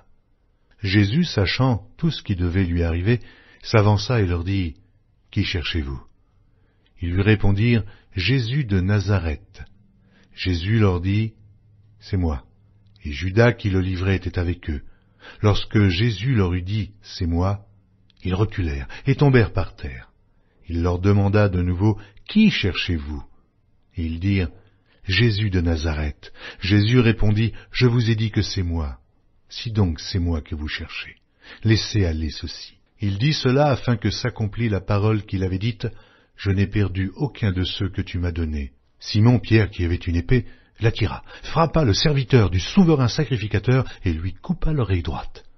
Ce serviteur s'appelait Malchus. Jésus dit à Pierre, « Remets ton épée dans le fourreau. Ne boirai-je pas la coupe que le Père m'a donnée à boire ?» La cohorte, le tribun et les huissiers des Juifs se saisirent alors de Jésus et le lièrent. Ils l'emmenèrent d'abord chez Anne, car il était le beau-père de Caïphe, qui était souverain sacrificateur cette année-là. Et Caïphe était celui qui avait donné ce conseil aux Juifs, « Il est avantageux qu'un seul homme meure pour le peuple. » Simon Pierre, avec un autre disciple, suivait Jésus. Ce disciple était connu du souverain sacrificateur, et il entra avec Jésus dans la cour du souverain sacrificateur. Mais Pierre resta dehors, près de la porte. L'autre disciple, qui était connu du souverain sacrificateur, sortit, parla à la portière, et fit entrer Pierre. Alors la servante, la portière, dit à Pierre, « Toi aussi, n'es-tu pas des disciples de cet homme ?» Il dit, « Je n'en suis point. » Les serviteurs et les huissiers qui étaient là avaient allumé un brasier, car il faisait froid, et ils se chauffaient. Pierre se tenait avec eux, et se chauffait. Le souverain sacrificateur interrogea Jésus sur ses disciples et sur sa doctrine. Jésus lui répondit, « J'ai parlé ouvertement au monde, j'ai toujours enseigné dans la synagogue et dans le temple, où tous les Juifs s'assemblent, et je n'ai rien dit en secret. Pourquoi m'interroges-tu ? Interroge ceux qui m'ont entendu. Voici, ceux-là savent ce que je dis. » À ces mots, un des huissiers qui se trouvait là donna un soufflet à Jésus en disant, « Est-ce ainsi que tu réponds au souverain sacrificateur ?» Jésus lui dit, « Si j'ai mal parlé, fais voir ce que j'ai dit de mal, et si j'ai bien parlé, pourquoi me frappes-tu » Anne l'envoya lié à Caïphe, le souverain sacrificateur. Simon-Pierre était là, et se chauffait. On lui dit, « Toi aussi, n'es-tu pas de ses disciples ?» Il le nia et dit, « Je n'en suis point. » Un des serviteurs du souverain sacrificateur, parent de celui à qui Pierre avait coupé l'oreille, dit, « Ne t'ai-je pas vu avec lui dans le jardin ?» Pierre le nia de nouveau, et aussitôt le coq chanta. Ils conduisirent Jésus de chez Caïphe au prétoire, c'était le matin. Ils n'entrèrent point eux-mêmes dans le prétoire, afin de ne pas se souiller et de pouvoir manger la Pâque. Pilate sortit donc pour aller à eux, et il dit, « Quelle accusation portez-vous contre cet homme ?» Ils lui répondirent, « Si ce n'était pas un malfaiteur, nous ne te l'aurions pas livré. » Sur quoi Pilate leur dit, « Prenez-le vous-même, et jugez-le selon votre loi. » Les Juifs lui dirent, « Il ne nous est pas permis de mettre personne à mort. » C'était afin que s'accomplît la parole que Jésus avait dite lorsqu'il indiqua de quelle mort il devait mourir. Pilate entra dans le prétoire, appela Jésus et lui dit, « Es-tu le roi des Juifs ?» Jésus répondit, « Est-ce de toi-même que tu dis cela, ou d'autres te l'ont-ils dit de moi » Pilate répondit, « Moi, suis-je juif ? Ta nation et les principaux sacrificateurs t'ont livré à moi. Qu'as-tu fait ?»« Mon royaume n'est pas de ce monde, » répondit Jésus. « Si mon royaume était de ce monde, mes serviteurs auraient combattu pour moi, afin que je ne fusse pas livré aux Juifs. Mais maintenant, mon royaume n'est point d'ici-bas. » Pilate lui dit, « Tu es donc roi ?»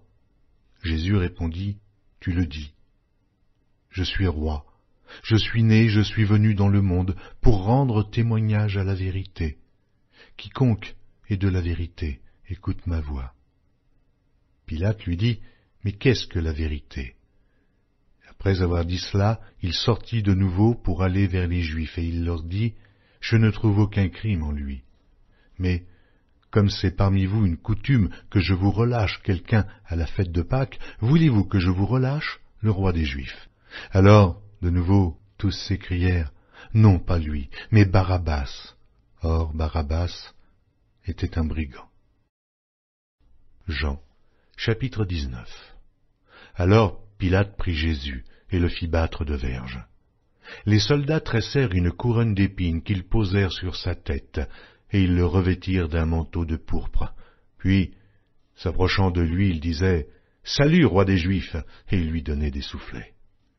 Pilate sortit de nouveau et dit aux Juifs, « Voici, je vous l'amène dehors, afin que vous sachiez que je ne trouve en lui aucun crime. » Jésus sortit donc, portant la couronne d'épines et le manteau de pourpre, et Pilate leur dit, « Voici l'homme. » Lorsque les principaux sacrificateurs et les huissiers le virent, ils s'écrièrent, « Crucifie, crucifie !» Pilate leur dit, « Prenez-le vous-même, et crucifiez-le, car moi, je ne trouve point de crime en lui. » Les Juifs lui répondirent, « Nous avons une loi, et selon notre loi, il doit mourir, parce qu'il s'est fait fils de Dieu. » Quand Pilate entendit ces paroles, sa frayeur augmenta. Il entra dans le prétoire et il dit à Jésus, « D'où es-tu » Mais Jésus ne lui donna point de réponse. Pilate lui dit, « Est-ce à moi que tu ne parles pas? Ne sais-tu pas que j'ai le pouvoir de te crucifier et que j'ai le pouvoir de te relâcher ?» Jésus répondit, « Tu n'aurais sur moi aucun pouvoir, s'il ne t'avait été donné d'en haut. C'est pourquoi celui qui me livre à toi commet un plus grand péché. » Dès ce moment, Pilate cherchait à le relâcher, mais les Juifs criaient, « Si tu le relâches, tu n'es pas un ami de César. Quiconque se fait roi se déclare contre César. » Pilate, ayant entendu ces paroles, amena Jésus dehors, et il s'assit sur le tribunal au lieu appelé le pavé, et en hébreu, Gabbatha. C'était la préparation de la Pâque et environ la 6e heure. Pilate dit aux Juifs, « Voici votre roi. » Mais ils s'écrièrent, « Ôte, ôte, crucifie-le » Pilate leur dit, « Crucifierai-je votre roi ?» Les principaux sacrificateurs répondirent, « Nous n'avons de roi que César. » Alors il le leur livra pour être crucifié.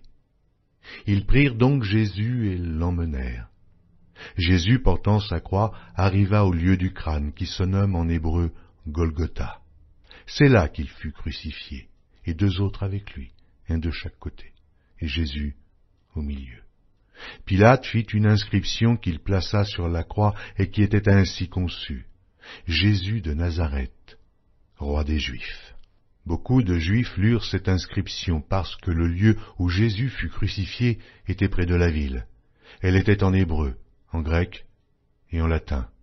Les principaux sacrificateurs des Juifs dirent à Pilate, « N'écris pas roi des Juifs, mais écris qu'il a dit, « Je suis roi des Juifs. » Pilate répondit, « Ce que j'ai écrit, je l'ai écrit. » Les soldats, après avoir crucifié Jésus, prirent ses vêtements et ils en firent 4 parts, une part pour chaque soldat. Ils prirent aussi sa tunique qui était sans couture, d'un seul tissu, depuis le haut jusqu'en bas, et ils dirent entre eux, « Ne la déchirons pas, mais tirons au sort, à qui elle sera. » Cela arriva afin que s'accomplisse cette parole de l'Écriture, « Ils se sont partagés mes vêtements, et ils ont tiré au sort ma tunique. » Voilà ce que firent les soldats. Près de la croix de Jésus se tenait sa mère, et la sœur de sa mère, Marie, femme de Clopas, et Marie de Magdala. Jésus, voyant sa mère et auprès d'elle le disciple qu'il aimait, dit à sa mère, « Femme, voilà ton fils. » Puis il dit au disciple, « Voilà ta mère. » Et dès ce moment, le disciple la prit chez lui. Après cela, Jésus, qui savait que tout était déjà consommé, dit, afin que l'écriture fût accomplie, « J'ai soif. » Il y avait là un vase plein de vinaigre. Les soldats en remplirent une éponge et, l'ayant fixée à une branche d'hysope, ils l'approchèrent de sa bouche. Quand Jésus eut pris le vinaigre, il dit, « Tout est accompli. » Et baissant la tête, il rendit l'esprit. Dans la crainte que les corps ne restassent sur la croix pendant le Shabbat, car c'était la préparation et ce jour de Shabbat était un grand jour, les Juifs demandèrent à Pilate qu'on rompît les jambes au crucifié et qu'on les enlevât. Les soldats vinrent donc et ils rompirent les jambes au premier, puis à l'autre qui avait été crucifié avec lui. S'étant approchés de Jésus et le voyant déjà mort, ils ne lui rompirent pas. Jean, chapitre 20. Le premier jour de la semaine, Marie de Magdala se rendit au sépulcre dès le matin, comme il faisait encore obscur, et elle vit que la pierre était ôtée du sépulcre. Elle courut vers Simon-Pierre et vers l'autre disciple que Jésus aimait et leur dit, « Ils ont enlevé du sépulcre le Seigneur, et nous ne savons où ils l'ont mis. » Pierre et l'autre disciple sortirent et allèrent au sépulcre. Ils couraient tous deux, et qu'en croyant, vous ayez là ensemble, mais l'autre disciple courut plus vite que Pierre et arriva le premier au sépulcre. S'étant baissé, il vit les bandes qui étaient à terre. Cependant, il n'entra pas. Simon, Pierre, qui le suivait, arriva et entra dans le sépulcre. Il vit les bandes qui étaient à terre, et le linge qu'on avait mis sur la tête de Jésus, non pas avec les bandes, mais plié, dans un lieu à part. Alors l'autre disciple, qui était arrivé le premier au sépulcre, entra aussi, et il vit, et il crut, car il ne comprenait pas encore que, selon l'Écriture, Jésus devait ressusciter des morts, et les disciples s'en retournèrent chez eux. Cependant, Marie se tenait dehors près du sépulcre et pleurait.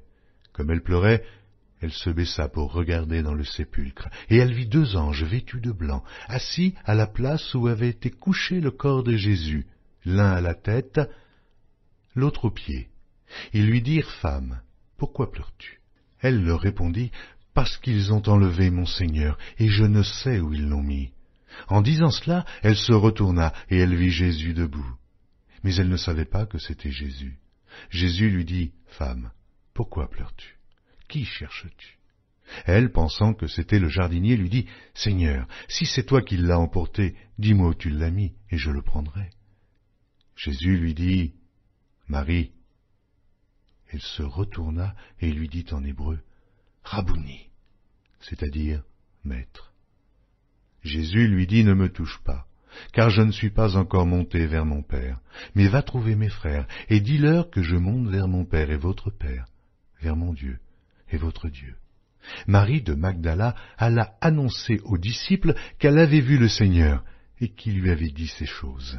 Le soir de ce jour, qui était le premier de la semaine, les portes du lieu où se trouvaient les disciples, étant fermées à cause de la crainte qu'ils avaient des Juifs, Jésus vint, se présenta au milieu d'eux et leur dit, « La paix soit avec vous. » Quand il eut dit cela, il leur montra ses mains et son côté.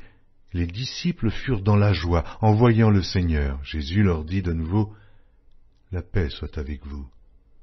Comme le Père m'a envoyé, moi aussi je vous envoie. » Après ces paroles, il souffla sur eux et leur dit, « Recevez le Saint-Esprit. Ceux à qui vous pardonnerez les péchés, ils leur seront pardonnés, et ceux à qui vous les retiendrez, ils leur seront retenus. » Thomas, appelé Didyme, l'un des 12, n'était pas avec eux lorsque Jésus vint.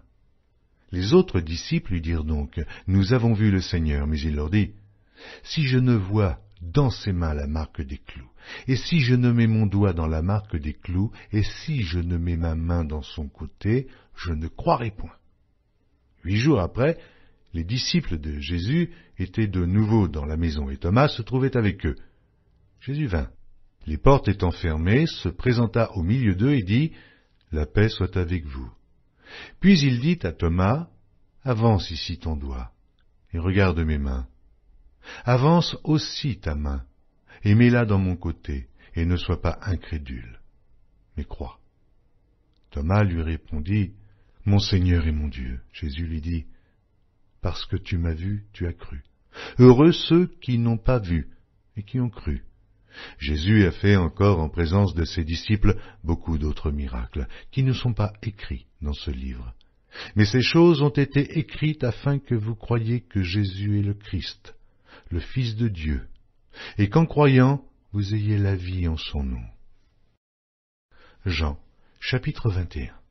Après cela, Jésus se montra encore aux disciples sur les bords de la mer de Tibériade, et voici de quelle manière il se montra.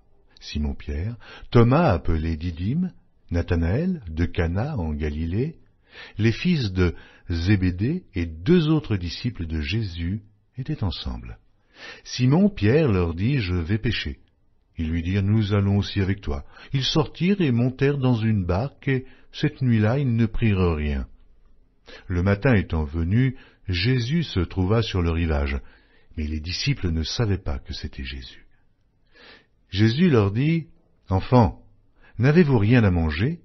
Ils lui répondirent, Non. Il leur dit, Jetez le filet du côté droit de la barque et vous trouverez. Ils le jetèrent donc, et ils ne pouvaient plus le retirer à cause de la grande quantité de poissons. Alors le disciple que Jésus aimait dit à Pierre, C'est le Seigneur. Et Simon-Pierre, dès qu'il eut entendu que c'était le Seigneur, mit son vêtement et sa ceinture, car il était nu, et se jeta dans la mer. Les autres disciples vinrent avec la barque, tirant le filet plein de poissons, car ils n'étaient éloignés de terre que d'environ 200 coudées. Lorsqu'ils furent descendus à terre, ils virent là des charbons allumés, du poisson dessus et du pain. Jésus leur dit, « Apportez des poissons que vous venez de prendre. » Simon-Pierre monta dans la barque et tira à terre le filet plein de 153 grands poissons. Et quoiqu'il y en eût tant, le filet ne se rompit point. Jésus leur dit, « Venez manger. » Et aucun des disciples n'osait lui demander, « Qui es-tu » sachant que c'était le Seigneur. Jésus s'approcha, prit le pain et leur en donna. Il fit de même du poisson. C'était déjà la 3e fois que Jésus se montrait à ses disciples depuis qu'il était ressuscité des morts.